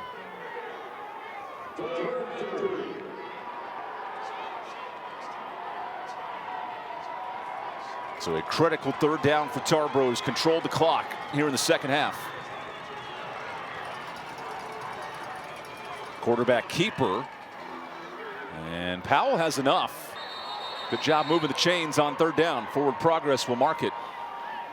And these are the clock-eating drives that Tarboro has dominated opponents the last 2 years. Absolutely correct. And what happens is they get you with a couple of explosives, and then they start to chew up the clock, and then you get greedy, you start trying to tackle the football, and then they start getting explosives again, and then that number gets out of control. So right now, if you're Murphy, you just got to stay attached, right? You stay focused, continue to execute defensively, and allow your offense to eventually make a play for you. Fresh set of downs for Tarboro. A lot of movement there, and Everett bounces off one. Half the team just stopped for both clubs. They thought somebody moved, and no flag. Yeah, that's an interesting scenario. Yeah, the D-line stopped, the O-line stopped, and the running back just kept going. Absolutely. That was interesting, to say the least. Watch it again. Look at the left side. They just kind of, okay, we're okay, wait, oh, the play is happening. Oh, we should go. Gotta love high school football sometimes. You get the best of everything. Well, and the other part of that is somebody knew maybe they did something they shouldn't have done. McDow Moore sneaks in for 3 more yards. Third and manageable coming up. And this is where, if you're Tarboro, you can't overthink it, right? You can't get outside of yourself. Just kind of stay patient, continue to execute your offense, and let something pop naturally. You don't have to force it here. I like the patience of Coach Craddock. He's just going to stick with this running game, chew up some clock, and allow his offensive line to potentially take over this game down the stretch. That's what he's challenging them to do. And I guarantee you, Coach Watson is telling his guys on defense, we just got to step up and get off the field. Third down. Quarterback keeper here. And a tough decision. Good pursuit by Brazell. And a loss on third down. How about Brazell? He is really fun to watch at that defensive end spot. Does a nice job setting edges, and then in that particular case, he gets up the field. Watch him get off and get up the field and create havoc back there for Powell, not allowing him to turn the corner. That's really well done. 35 tackles for losses in a 15-game season. This guy's everywhere defensively. That's unbelievable. And here's Tarboro bringing out the punt unit from the 30-yard line. I think he's playing a little bit of field position here, and I like it. You know, you got an explosive play. It's been a defensive ball game. See if you can get Murphy to make another mistake. Now, can this punt die inside the 5? How about that bounce? You got to be kidding me. Incredible field position down near the 1. As we'll step aside here late in the third quarter. Jeff Craddock pulling out the punt unit here late. It's a field position battle in this 2A state championship here in Hickory, North Carolina. Belief isn't just a feeling, it's a force. A force that turns underdogs into champions, struggle into strength, and concepts into companies. A Legacy and Wake Forest University are proud to partner because we share a truth that belief in people yields the highest returns. Together, we're investing in every dream, every goal, every tomorrow. This is our home. Let's believe.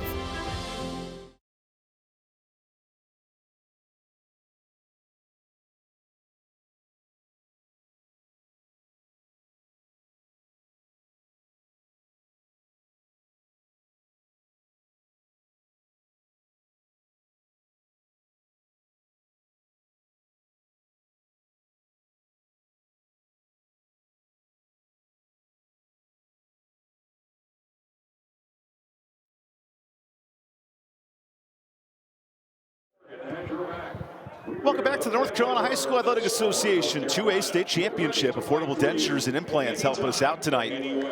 This is one of those games where you can get a root canal if you're a fan of offense, because these defenses are getting after it. Physical matchup.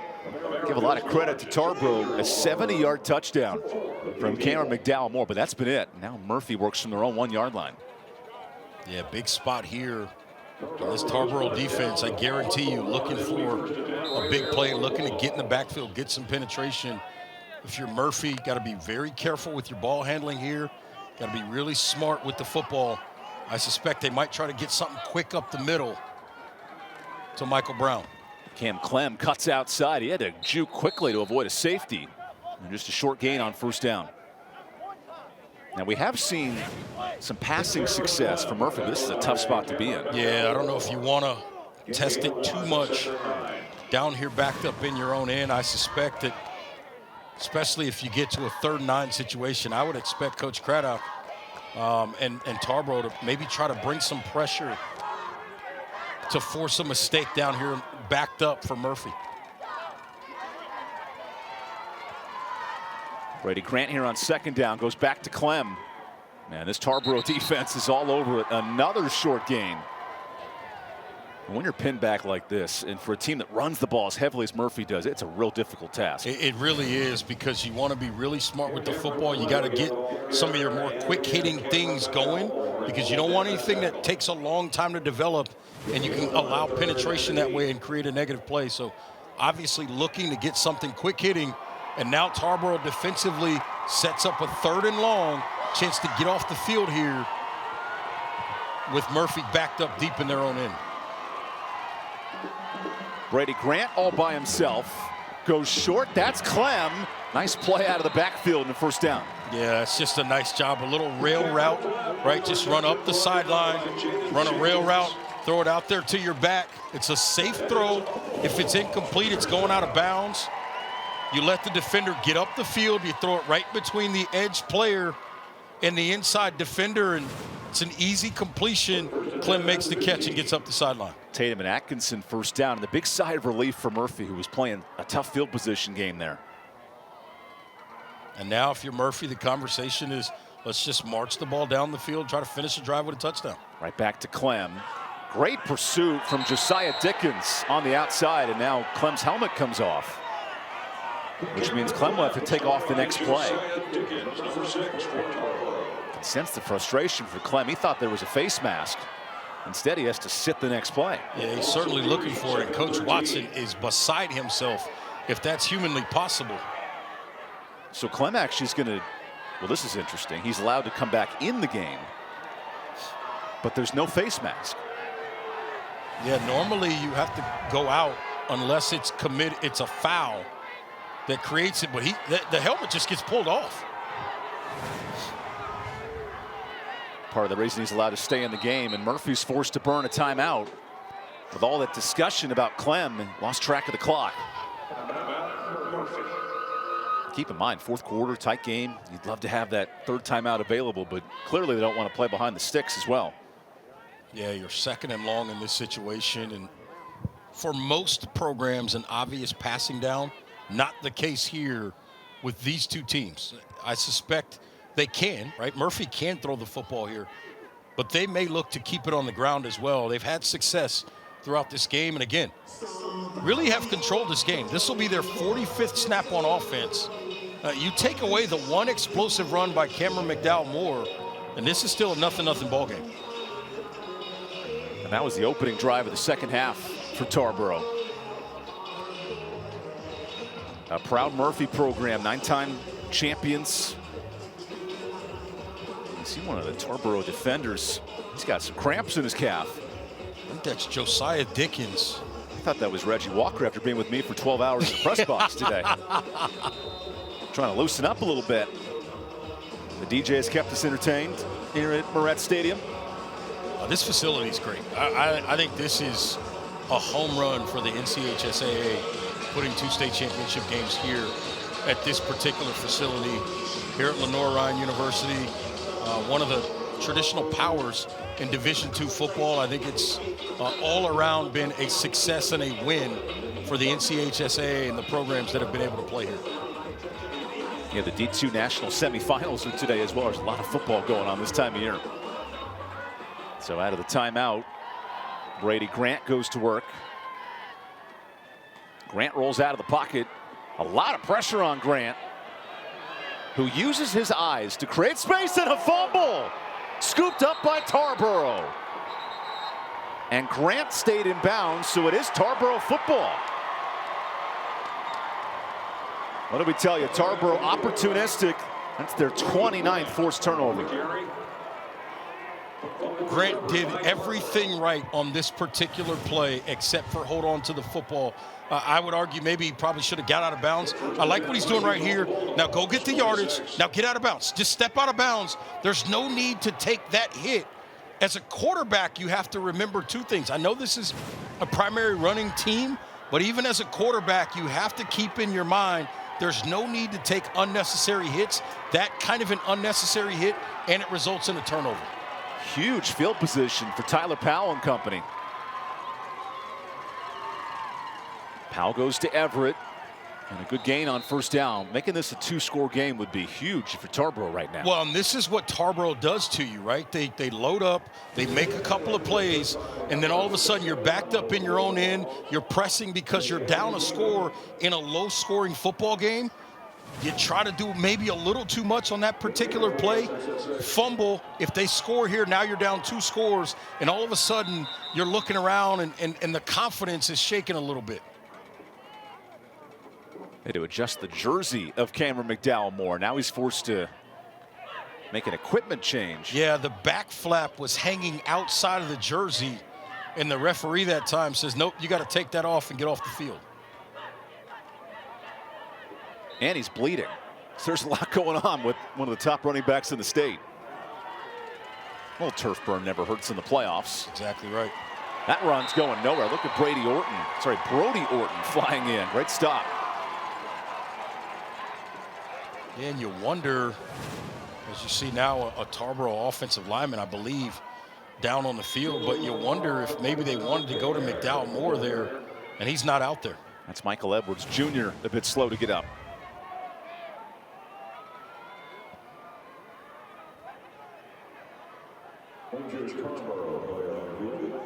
This has been a physical, hard-hitting game, and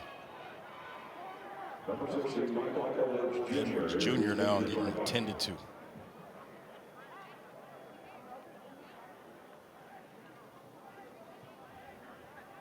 Just 12 minutes left in this 2A state championship. And Tarboro knocking on the door of a 2-score lead. Tell you what, 2-score lead in this game might feel like 4 scores, right? Because of the defensive struggle that we've seen throughout this ball game.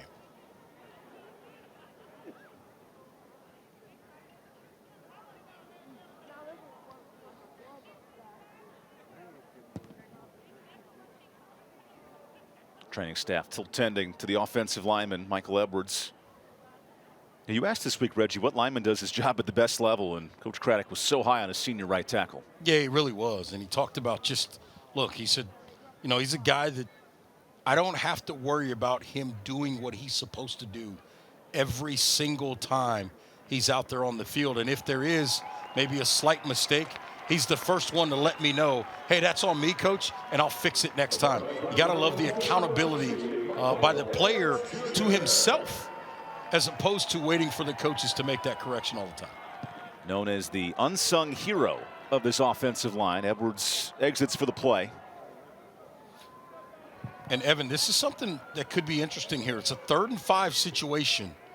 You just lost one of your offensive linemen, but the clock is running. You don't have to snap the football here before the 3rd quarter ends. I wouldn't be surprised if Coach Craddock decides not to snap it. And then you could bring him back in the 4th quarter. Absolutely correct, if he's healthy. This is a great manipulation of the clock and use and understanding of what's going on by Coach Jeff Craddock. So we go to the final quarter of this 2A state championship. That man right there, Cameron McDowell Moore, the difference maker. His 70-yard touchdown. That's it offensively. When we come back, the 4th quarter brewing. 1-score game here in Hickory. Plenty of football left in the 2A title.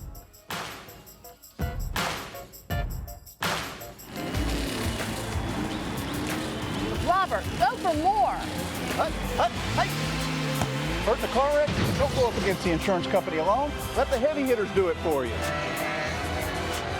Call 800-LAW-0804 and we'll go after all the money they should be paying you. Stay out of the courtroom and get into the end zone. Call the heavy hitters, who are attorneys Tatum and Atkinson. Call the heavy hitters, they'll work to get you more. 1-800-LAW-0804. Have you been quoted for trench drain system to fix water intrusion? Before you compromise your foundation, talk to Foundation Solutions. We provide a more efficient, more cost-effective way to keep your basement dry. With 30 years of experience in Western North Carolina, we bring guaranteed work, financing options, and real peace of mind. Visit foundationswnc.com or call 828-768-2208.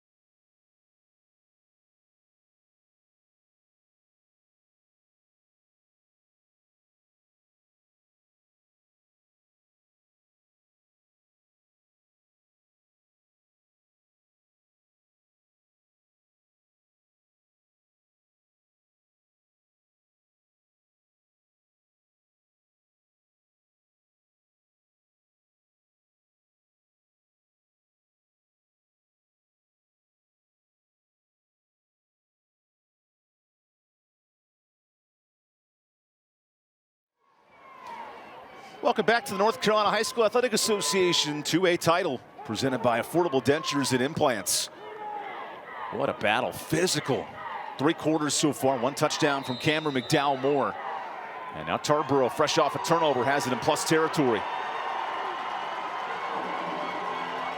Huge 3rd down for Tyler Powell. He feeds McDowell Moore, who runs into his home quarterback and looks to have enough for the 1st down. He got right to that marker. It's going to be pretty close, but to your point, I think they're going to move the chains barely. How about McDowell Moore? Bounces off his own quarterback, gets back up inside. And that's another thing. Outside of the one big run, which was really an inside and then a cut to the outside, Murphy has done an excellent job leveraging the football, keeping this Tarboro running game inside. Back to McDowell Moore. He breaks one. McDowell Moore dragging into the end zone.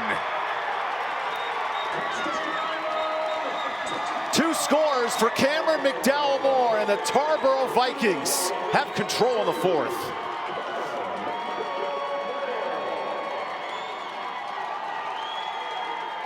There's no stopping Cameron McDowell Moore tonight. And now Tarboro's going for 2. That's his 30th touchdown this season rushing the football. Great job that time by McDowell Moore. Gets up inside and then just shows the power to finish the run and get in the end zone. That's the strength of this Tarboro team, running the football. And a tight space is leaning on their star. Now to make this a full 2-score game. A toss to Everett. And Everett dives.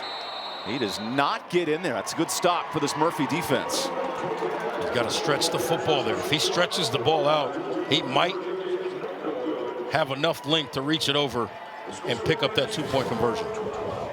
See it again. This is McDowell Moore on the touchdown run. Watch him get to the 5 and then just continue to drive the legs.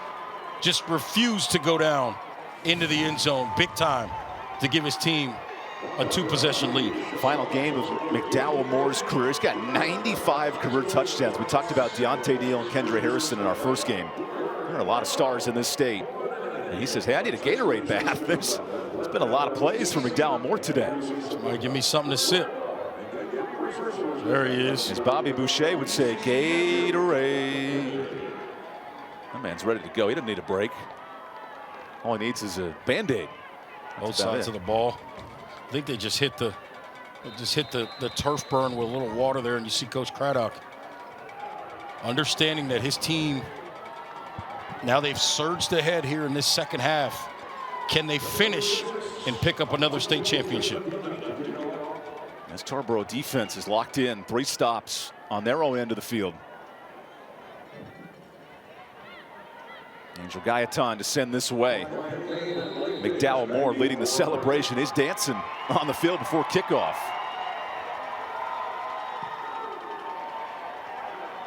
Now returnable here for Murphy. Nice run out past the 30 for Blake Davis, and that's where this Murphy offense begins. Which begs the question, multiple drives into good field position. How do they manufacture a drive here?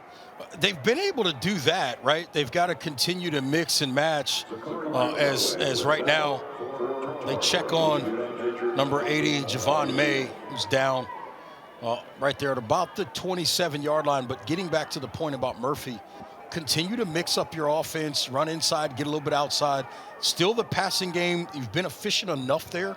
It's a factor as well. The big thing is just finishing the drive with points. They've done a nice job between the 30s, really between the 20s, moving the football. Just haven't been able to finish those drives. There's a reason Tarboro's won 24 straight. It is a Valhalla. That's a big key word in this program. Giving them up for each other, self-sacrifice. And this Tarboro team committed to winning. There's an expectation this team makes a state title. 9 straight appearances. And to go back-to-back, I don't care what level it is, so difficult. We see Grimsley do it earlier this week, but credit to Coach Craddock and the staff. Yeah, it's very, very difficult to do. And look, when you win championships, everybody's going to give you their best shot. And you have to deal with it week in and week out. And this Tarboro team this season has done an excellent job of that. 14 straight wins to get to this point. Right now, trying to figure out if they can close it out, get that 15th straight win, finish undefeated and state champions. Good to see Javon May back on his feet.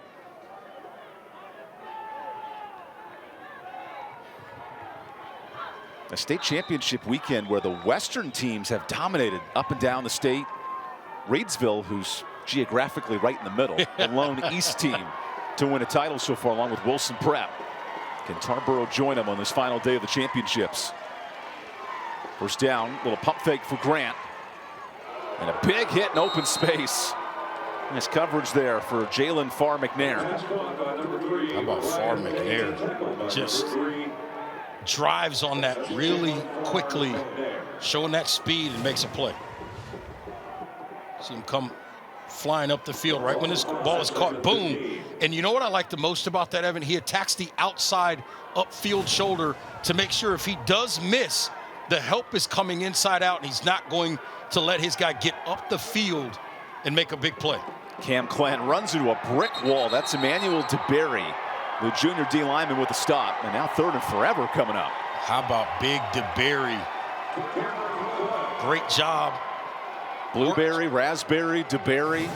All of them, right? Watch him here in the middle of your screen. He just sheds, lappy, and he's right there where Clem's trying to go. That's an excellent job. Great eyes, good hands to shed and get clear and make a play. Facing 2 scores, 10 minutes left. This is do-or-die territory for Murphy. Yeah, it really is. Likely going to probably go for it on 4th down. Grant play action. He's got a nice man. There's Ryan Payne, but no gain. Look at one of the top studs defensively. McDow Moore with a stop. Yeah, Payne this time, he makes the catch. And I think his mindset is, if I can make him miss and get back inside, I can get up the sideline and pick up the 1st down. McDow Moore does a great job running through the middle of the ball carrier and making a clean tackle out in space to set up the 4th down. So the punt unit comes out. Not only the clock, but a 2-score game. This becomes really tight. And this is the right decision, right? You're backed up. The last thing you want to do is turn it over on downs this far in your own end. Dalton Farmer flips the field. And Phelan McNair, a risky return. He gets it out of the 40. And we'll take the timeout. Tarboro 9 minutes away from back-to-back state championships. Some work to do, though, here in Hickory. We'll be right back, concluding the 2A title after this. Storms can come up fast, and your roof is your home's first line of defense. Tip Top Roofing is fully licensed, insured, and trusted by homeowners, HOAs, and real estate professionals. From the smallest repairs to the largest residential replacements, we handle it all, including gutters and siding. As a CertainTeed Select Shingle Master, we offer up to 25 years of workmanship coverage and a lifetime materials warranty. Ask about our senior and veteran discounts and schedule your free inspection today at tiptoproofing.net.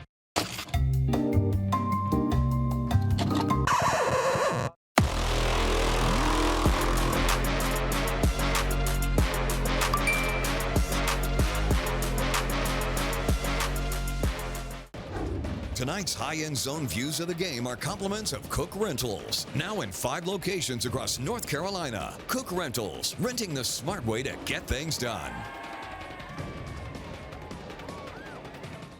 Welcome back to the North Carolina High School Athletic Association. This is the 2A title presented by Affordable Dentures and Implants.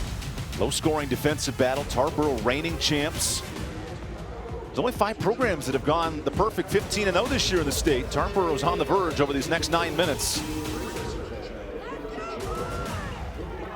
And Super Tarboro fan bringing that flag back. There's a lot of energy in this building for the Vikings. And here's the new flag bearer. McDow Moore breaking more tackles into Murphy territory. This man's unstoppable in the second half. Yeah, he has come out in this second half on a mission to finish his college career with a state championship. And you got to feel like after a run like that, if they're able to kind of eat up some clock here, especially if they're able to finish with a touchdown, it'd be very difficult for Murphy to come back in this ballgame. A program where Hall of Fame legends have taken over. There is a flag. An illegal shift negates that big run. And Coach Craddock's face tells the story right there. He knew that play could put this game on ice. Yeah, you could see the frustration there, and obviously understanding, you're right, the gravity of the moment in that particular situation. Now, the positive for Tarboro is this. The clock continues to run, and they've still got the football. So they've got an extra snap to chew up some more clock. Closing 9 minutes of this state title. Caden Everett getting the play in before first down. McDowell Moore goes the exact direction and gets the penalty yardage back. Not even Todd Gurley, a 4-year starter in this Tarboro program, but Cam McDowell Moore has taken over duties. The career numbers are insane. He was great in the title game last year, and he's been the MVP so far today. A 2,000-yard season with a 12-yard per carry average here as a senior, and looking to finish and cap off that career with another state championship. Even with that slight injury, something tells me number 2's coming back in at some point. There's a lot of trust in this Tarboro running game. Everett goes inside. And Orton with a nice stop. 3rd and medium coming up. Which to me, if you're Murphy, this is the game. You have to get these stops on 3rd down. Right here, absolutely. These particular next 2 downs, you got to get off the field, whether it's, you know, a turnover on downs or forcing a punt on 4th down. Remember, Murphy burned a timeout in the 3rd quarter to save clock on offense. And there's no 2-minute timeout in the high school games. So you're starting to count minutes here if you're Tarboro. Tarboro is in no hurry to snap this football. They'll make sure they get it down under 5 on the play clock. Play clock to 4. Powell finds McDowell Moore. He's pushing that pile. And just keeps churning. How about that? That's enough for the first. Out to midfield. You got to be kidding me that he found a way to get that first down. Look where McDowell Moore gets hit here. I mean, he's 3.5 yards short of the first down and just continues to drive the legs. Gets a little bit of a late push. Now, did that ball come out? You see the replay there. There was no replay in high school football. And that's what Coach Watson from Murphy was saying. Hey, that's our football. If you're going to give him the credit for pushing the pile, then that's a live ball. But it was ruled down at midfield. Coach Watson making a strong argument there. And I think he has a good point. I hear him. So now 7 minutes left in the 2A title. Great stop from this defensive line. Orton comes flying in. This is where Tarboro can lean on that running game in the second half. 2 big touchdown drives.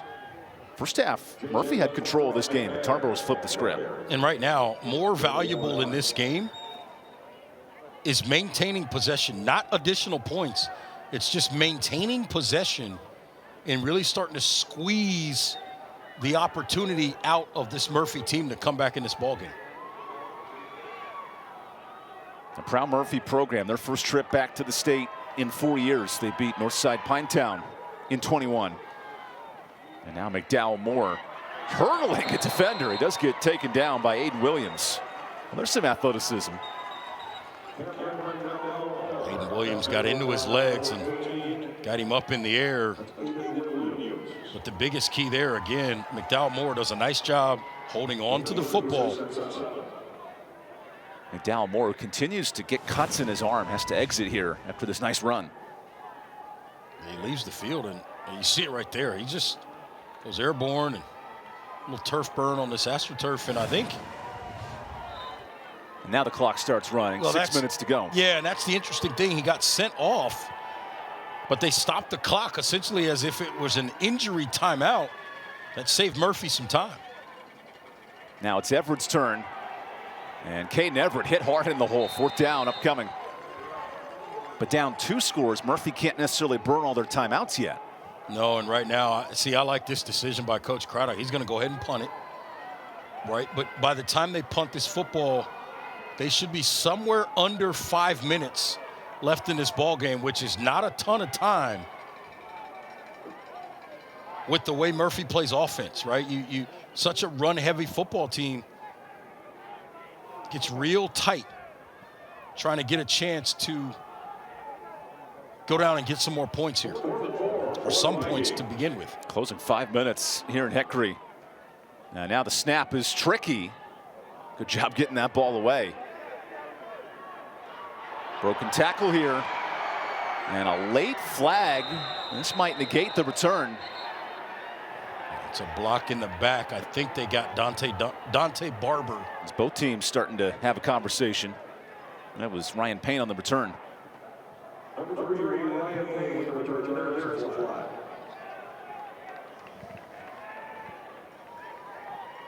So that block in the back will back up Murphy. We'll step aside for our final timeout of this 4th quarter. Murphy down 2 scores. This is do or die time in the 2A state title. We'll be right back after this timeout here from Hickory, North Carolina.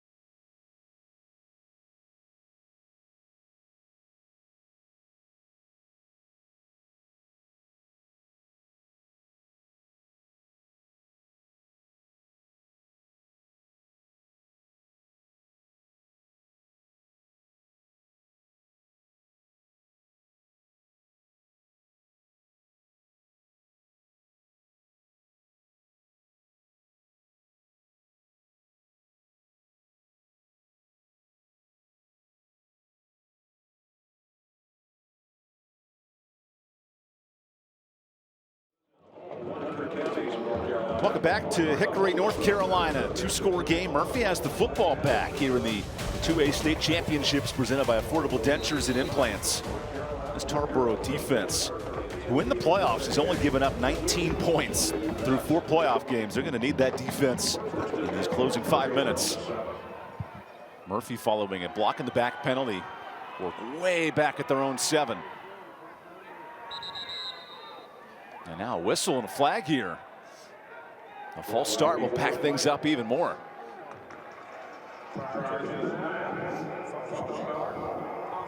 Clearly not the start you want on this drive here. Again, backed up even further. And now with 2 timeouts left, you basically have to score in the next 2 or 3 minutes to even have a chance. I absolutely agree. And that becomes, you know, the math, the arithmetic, if you will, to figure out how to get back in this ball game. You need something explosive here. This is more like calc trigonometry. Scoring against this Tarboro defense. First and a long way to go for the Bulldogs. Grant rolls out of the pocket. Brady Grant missing his target. That was Ryan Payne near the sticks. Yeah, and that time, I think if Payne continues to work toward the middle, which he was trying to, and Grant's able to come with him with that throw, plenty of space in this big zone to make a big play, getting over the middle of the field and doing something with your legs afterwards. The biggest plays for Murphy, they've been through the air, trying to stretch through the secondary of Tarboro, but haven't had enough of those in the second half.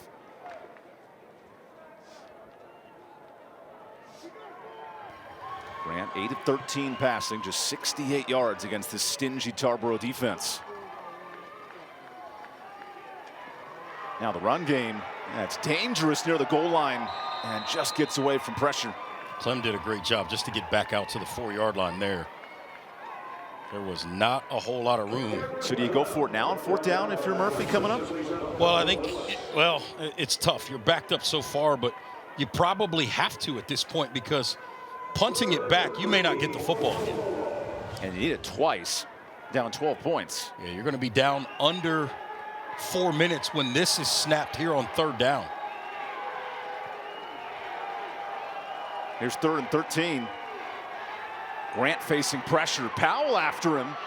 Now Grant's right-handed. He flings it downfield and incomplete. That's a really difficult throw. Good coverage from Jaden Jenkins. Yeah, difficult throw. Again, you mentioned Powell on the chase, Powell on the pursuit. And what do you do here on 4th down? You're right, from a time standpoint, you can't punt the football. I mean, if you punt, have to go for it. Yeah, you have to. It's just unfortunate you're backed up so far. A punt does you no good. And not converting this 4th down all but ends the game. So this really is it. 4 minutes left.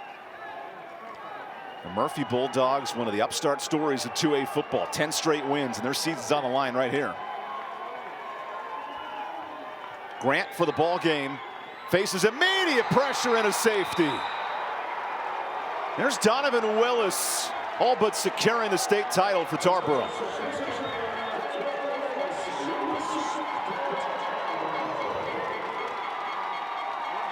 And while the safety keeps it a 2-score game, Tarboro gets the ball right back here. Absolutely, and you get pressure right up the middle again.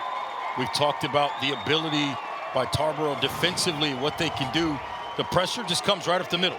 He's able to beat Lappy into the inside, and Grant has nowhere to go with the football. You see it coming right into your living room, right into your chest. Boom, big time. And that, again, to your point, Evan, that's going to seal a state championship for the Vikings. These turnovers forced by Tarboro have been huge tonight. Interception in the red zone, big fumble that led to a touchdown, and now this safety is all but clinched a state title. And you know, Evan, you think about this game, and right now it's 14-0 with Tarboro in the lead. But when you think about this game, I mean, this is a game in which the score is not indicative of what we saw for much of this football game. Cameron McDow Moore made a couple of special plays, but this has been a defensive struggle otherwise. Murphy, listen, there's no moral victories in a state championship game, but they did an excellent job. They showed their ability to move the football, just unable to finish. And with a timeout, how about this Tarboro program ready to celebrate? And Hannah Brady has more. Yeah, guys, you might see the flag guy, but it's actually Sweet Pea the motivator. He started coming to Tarboro games in 1992. He hasn't missed a game since. He's up and down the sidelines, waving his flag, cheering the crowd on, just bringing the Tarboro sidelines to life. Just a huge motivator here as they look to clinch another state championship, guys. Not just the college game day flag tradition. I'm going to go out on a limb here, right? Because since 92, remember that. So my question to you becomes, who's more important, him or Clipper Darrell? Right? Because Clipper Darrell in sport, he didn't miss Clipper games for a long time. How about that? You got Sweet Pea and you got Sweet Pea, I should say, and you got Clipper Darrell. I love those super fans, and Sweet Pea's ready to celebrate a back-to-back title. Yeah, he knows it right there with his guys. Having some fun with Emmanuel DeBerry there. You've got to love those kinds of people that support these young players in their journeys to continue to try to have success in whatever their sport. The set stage for the Original Grills kickoff. Elevate your grill game at Original Grills. And now I believe it has to be a punt on an onside kick. I don't know. You definitely, I don't think you can onside it, number one. And then there was a late hit there too. It was a big hit. Tried to.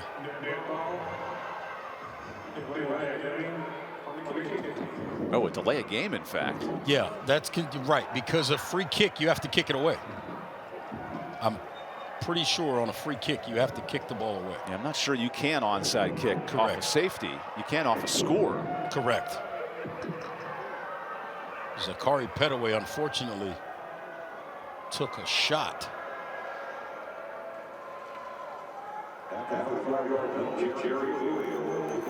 Our lead referee has left his microphone on, so we apologize for that.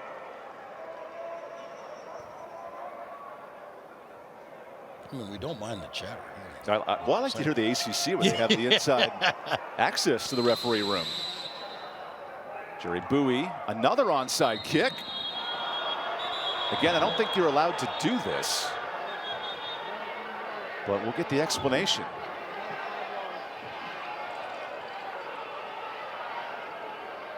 You see the argument from Joseph Watson, but there'll be another delay. They're calling this a procedure penalty.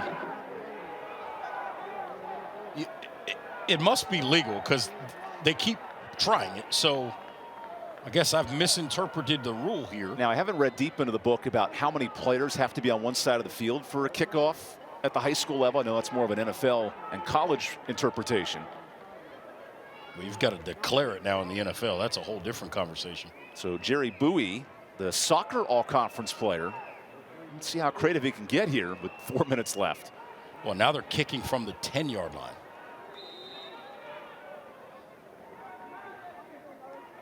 These programs practice every nuanced kick they have in the books.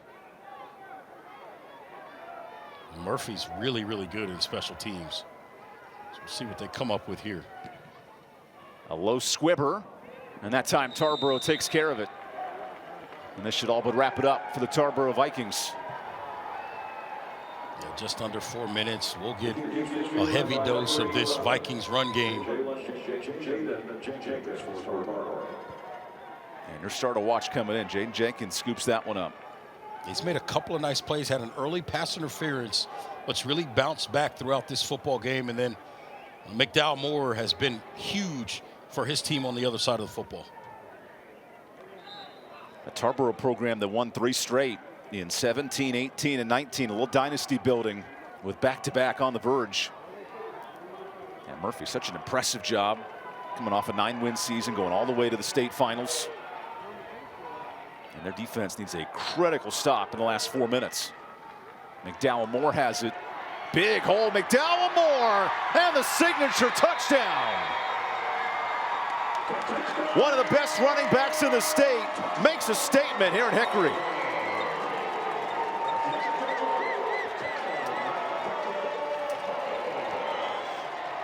This second half has belonged to number 2 on the Tatum and Atkinson touchdown. This thing was tied at nothing at halftime, and all of a sudden we got a 3-possession game with less than 4 minutes to go. That happened quickly. Tarboro going for 2. That's a statement, well, pardon me, a tradition here at Tarboro. Quarterback just goes right through the middle of the defense, and now it's 22-0 as Powell sneaks one in. And they can really feel it now. The Tarboro faithful.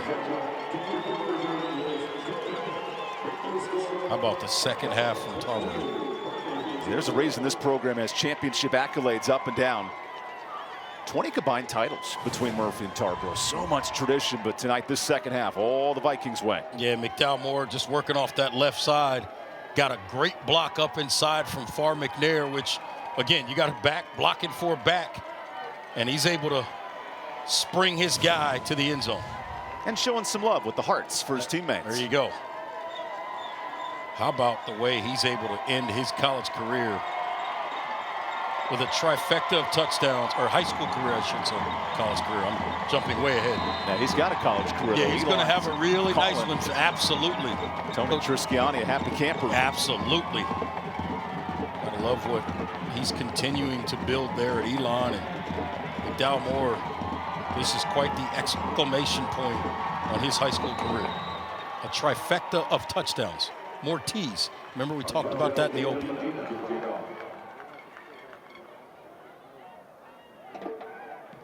Here's the kick, up 3 scores. Murphy searching for a big special teams play. And a good return here out past the 40. Ooh, and a late hit as well. That'll wrestle down Grayson Hall. And now a flag comes in.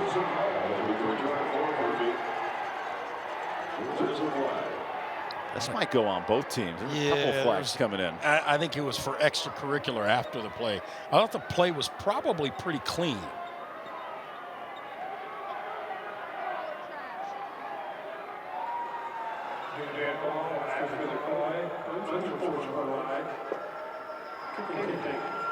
That's our late official, Drew Bates, who's left his microphone on a couple of times, but here's the return. See it in here. Contact looks clean right there. Everything's good.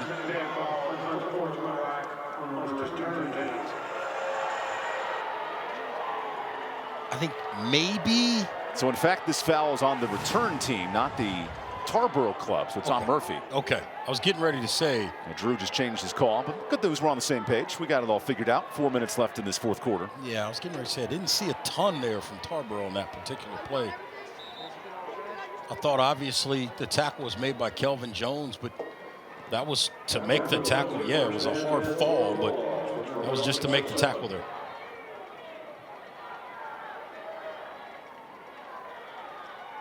Murphy down to their final 4 minutes. More pressure. Grant making something happen. There's a completion. Blake Davis out near midfield past the 40. It's a nice job there by Grant. Gets out of trouble. Makes a nice throw, and then Grant, the completion there, and then Davis is able to just get out of bounds. What a proud Murphy program. Just 420 students. And showing a lot of toughness on this playoff run. Dominating Star Mount in the finals. Just not enough offense tonight. Grant rolls out. There's immediate pressure. Grant is spun down by guess who? Cameron McDow Moore. He does not miss. That young man is so good tackling in space. He does not miss. Watch the angle he takes. He's just kind of reading the quarterback's eyes, and then look at him, close on him right there. And watch how he sniffs this out. He's just so good with his eyes, and then a great job closing on the football.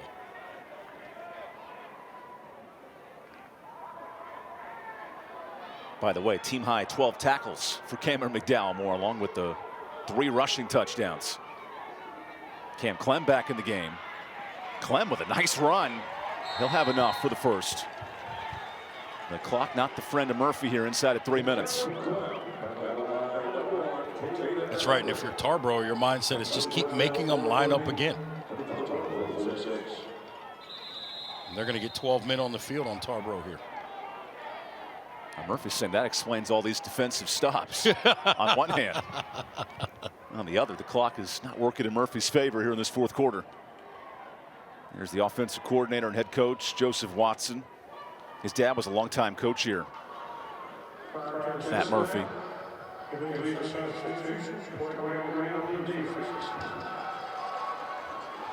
The question is, are you going to get an opportunity to get out there on the course with Coach Watson and hit some golf balls?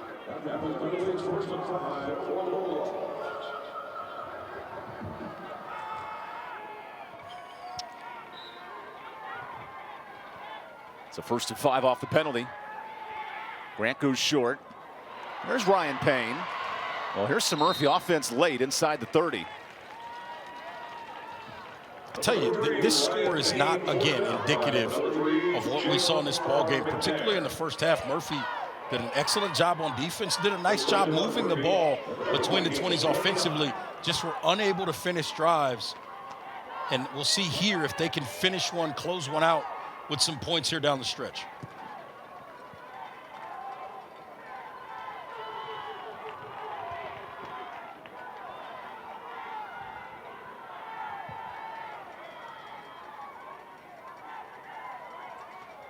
Grant goes inside to Clem. And there is no room against this rush defense. Holding Murphy as a team to just 2 yards a carry. It's been tough sledding. And now a timeout for Murphy to talk things over. Yeah.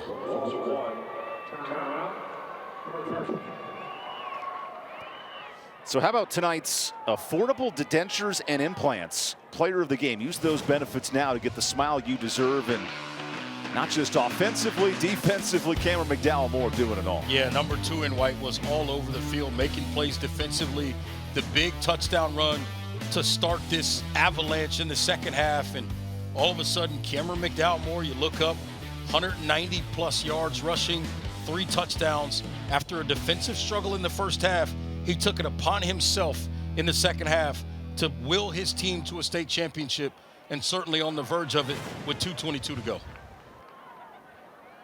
A quiet 190 yards, if there's such a thing. Well, it was virtually silent in the first half. It was pretty loud in that third quarter. That big run that kind of started the scoring, you kind of just felt that maybe McDowell Moore was getting ready to step on it and make something big happen in the second half. Coach Craddock, no, there's a fine line between cockiness and confidence, and this senior class has been with us since 8th grade. They've been so impressive, winning now 3 state titles, including back-to-back runs here in 2025, and a completion there to Ryan Payne.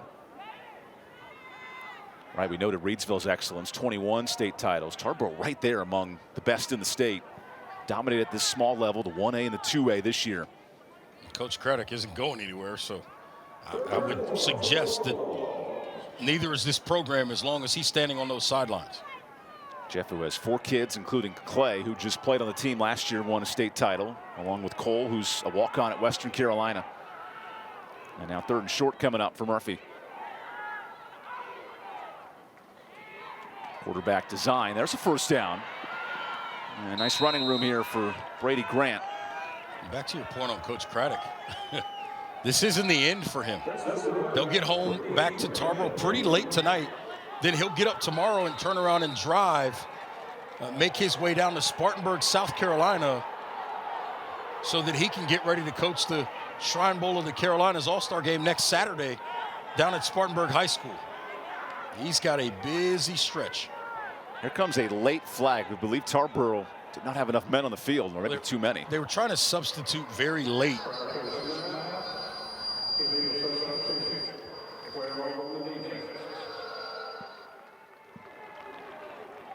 So Murphy gets into the Air Experts Heating and Cooling Zone red zone. Schedule your tune-up today at airexperts.com.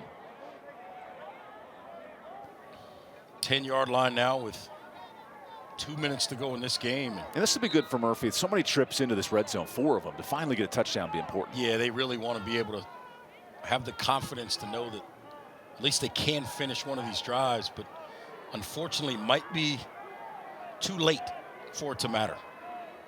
Closing 2 minutes in the 2A state title. Grant goes short. That's tipped. Nice pass rush.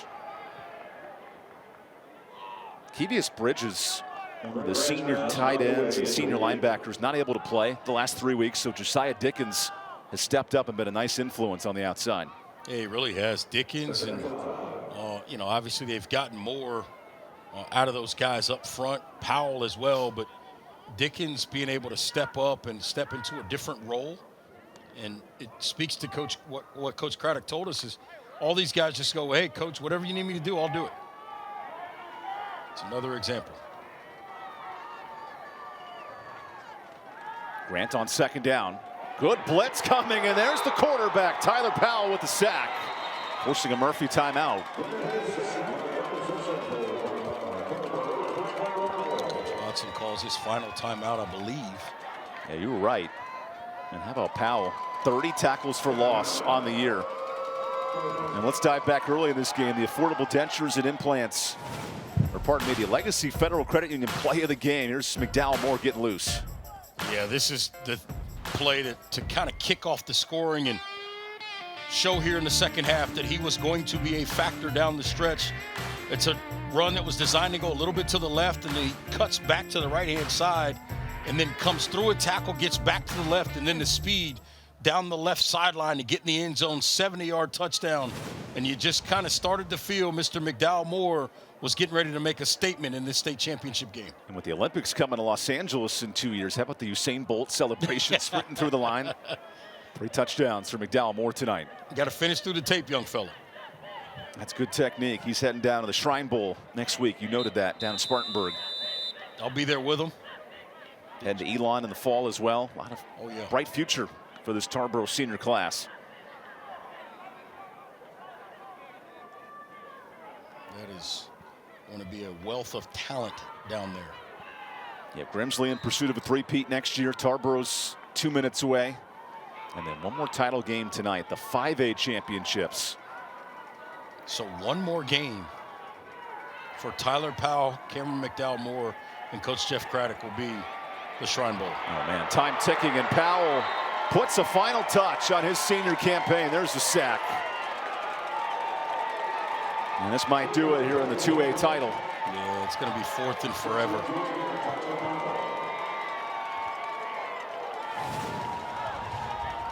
Again, Grant looking for somebody to be open, and Powell just closes. Grant tries to go the other way, realizes there's another defender there, just nowhere to go with the football. A signature defensive stand for Tarboro.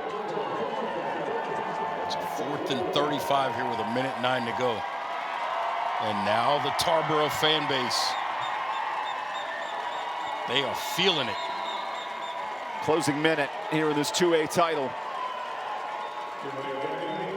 And a delay of game makes this 4th down even more impossible. Murphy has to get to the 5-yard line to move the chains. 4th and 40.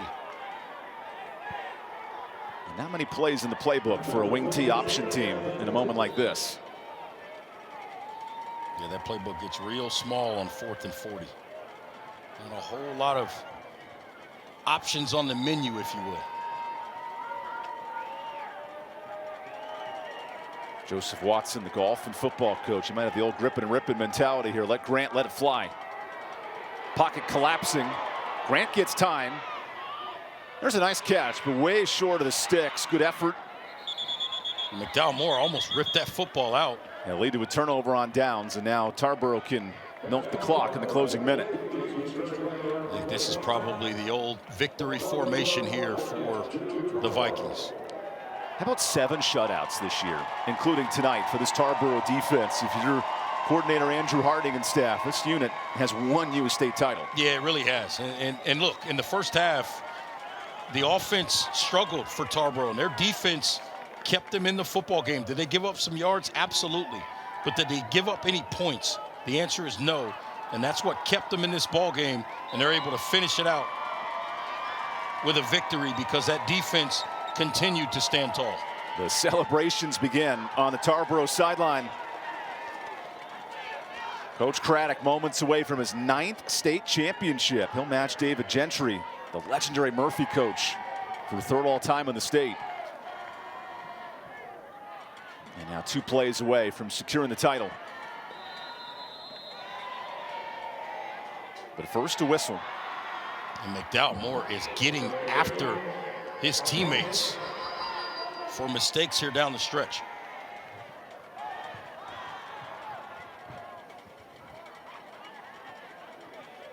There's a level of accountability in this Tarboro program that dates back to his championship history. First state title back in 1966. And they're on the verge of back-to-back. 9 straight appearances. It doesn't matter what level you're at, how you do it. Truly remarkable. And for Tarboro, they had the Mount Airy run, losing back-to-back to a talented program. To find that resolve and then to reformat, recalibrate, and really dominate 2A football the last 2 years. It's been a fun story. And this final snap will secure it for the Tarboro Vikings. Impressive run for Murphy on the western side of the state. But too much. The Tarboro T crowned them champions again. An 11th state title for this proud Tarboro program and Jeff Craddock's unit. 18 seniors, a lot of tradition. And they come home as back-to-back state champions, this time in the 2A level. I tell you, I think the most pointed thing I saw throughout this game really happened right here at the end. McDow Moore, the first guy he went and found was Kevius Bridgers, a guy who's been with him for 4 years, got hurt, unable to play in this game, unable to enjoy it with his teammates on the field. McDow Moore letting him know, hey man, you're one of my guys. And the Craddock family sharing some hugs and kisses. It tells you what this Tarboro program's all about. Good exchange at the end of an impressive win for the Tarboro Vikings. 7 shutouts en route to this championship, and a fun first ever matchup between Murphy and Tarboro. Let's dive into those key stats from this one. First half, hard to find offense, but second half, it was all Tarboro on the ground. Yeah, it really was. They got that running game going in the second half. Again, we talked about it, the explosive run from McDow Moore, but you look at these numbers, and the interesting thing that doesn't show up, total snaps in this game. Murphy, 63 snaps. Tarboro, just 42. So comparatively, you would have thought that Murphy's numbers, the total yards, would be a little bit higher. 15 first downs, well executed from that standpoint, but really struggled in the second half, really throughout the game, to finish drives with points. That's how you get the job done if you're Tarboro. Big running from McDow Moore, doing some flips. And look at our state champion, putting on a show as well. 3 touchdowns, helping with a turnover defensively. And now he'll be back-to-back state champions. Let's go down to Hannah Brady. Well, Coach, sometimes it's not how you start, it's how you finish. How did your team show tremendous grit today? We didn't panic. We knew it was going to be a tough physical game, so we weren't surprised. I thought we might score in the first half, but I wasn't surprised. It was a very close ball game. 2 physical teams going at it. So we just wanted to exert, come out of the gate quick, and we did. We scored on the first play. We finally got a little momentum on our side. Defensively, we dialed in. They just played behind the chains the whole second half, which made it tough on them to get much of anything going. Cameron McDow Moore, 3 rushing touchdowns for you today. Just talk about the impact he had on your offense. Yeah, he's phenomenal. He's one of the best running backs in the state. I've been saying it for years. I couldn't be more proud of his effort. The offensive line, Coach Babb dialing up the plays. He's just one heck of a football player, and unfortunately, he's played his last game for me, but I'm looking forward to seeing what that young man's going to do at the next level. 18 seniors on this team, 3 straight state championships for those guys. Just how proud are you of that group? I'm very proud of them. This is what you do it for. These guys have been with me through the good times, through the bad times, and it's I'm happy for them. I'm happy for our community, for our town, that we get to celebrate. It's going to be a long ride home, and it's going to be a happy one. Congratulations, Coach. Thank you so much. A big win for the Tarboro Vikings here at Lenoir-Rhyne in Hickory for the 2A state championship title. We'll be handing out some hardware right after the break.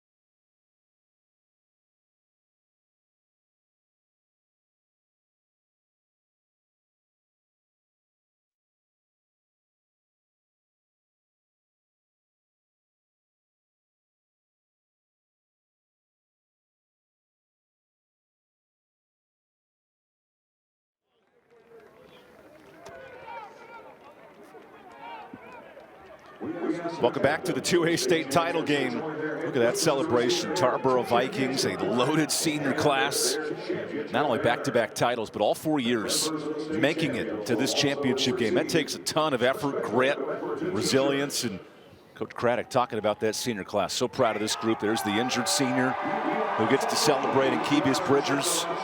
But overall, a Tarboro program has not only put the eastern side of the state on the map, but has shown what it takes to win at the low levels of North Carolina football. Well, listen, they adjust, right? You understand it. You don't have as many bodies to play football. Guys understand they've got to play both sides. They continue to step up and deliver for their coaching staff and their program. And Tarboro, once again, crowned champions. New classification, same result. Same old Tarboro, you're right. Impressive for their 11th state title. Cameron Brazel, the defensive MVP. He had double-figure tackles for a proud Murphy program tonight. Get back to the state title for the first time in 4 years. And if you're Murphy, not much to hang your hat on. Great season. Really tested Tarboro. Coach Craddock noted there's been a lot of close games in the first half this year, but that Tarboro toughness just too much in the second half. Amarian Andrews named the defensive MVP for Tarboro. He had a couple turnovers, some big stops defensively. It was fun, too, watching his teammates get pumped up when his name was called. He's not one of the key stars, but he had a great performance. Well, and that's what it comes down to, right? You got to step up in big spots in big games, and he was able to do that. So, great moment for him. Now time to hand out the offensive MVP. Oh, wow, going offensive lineman. Power in the way for this running game. We don't always see this, but nice to talk about this O-line. 280 yards rushing today, including Willis leading the charge. Yeah, Willis did an excellent job. You saw him several times throughout this game doing an excellent job getting up the field to the second level, making blocks, really helping to spring McDow Moore in this running game. Yeah, look at Powell pointing to his running back saying, that's the MVP, that's the MVP. They know it. Nobody surprised by that after the performance we saw in this ball game today. So Cameron McDowell Moore, look at those numbers.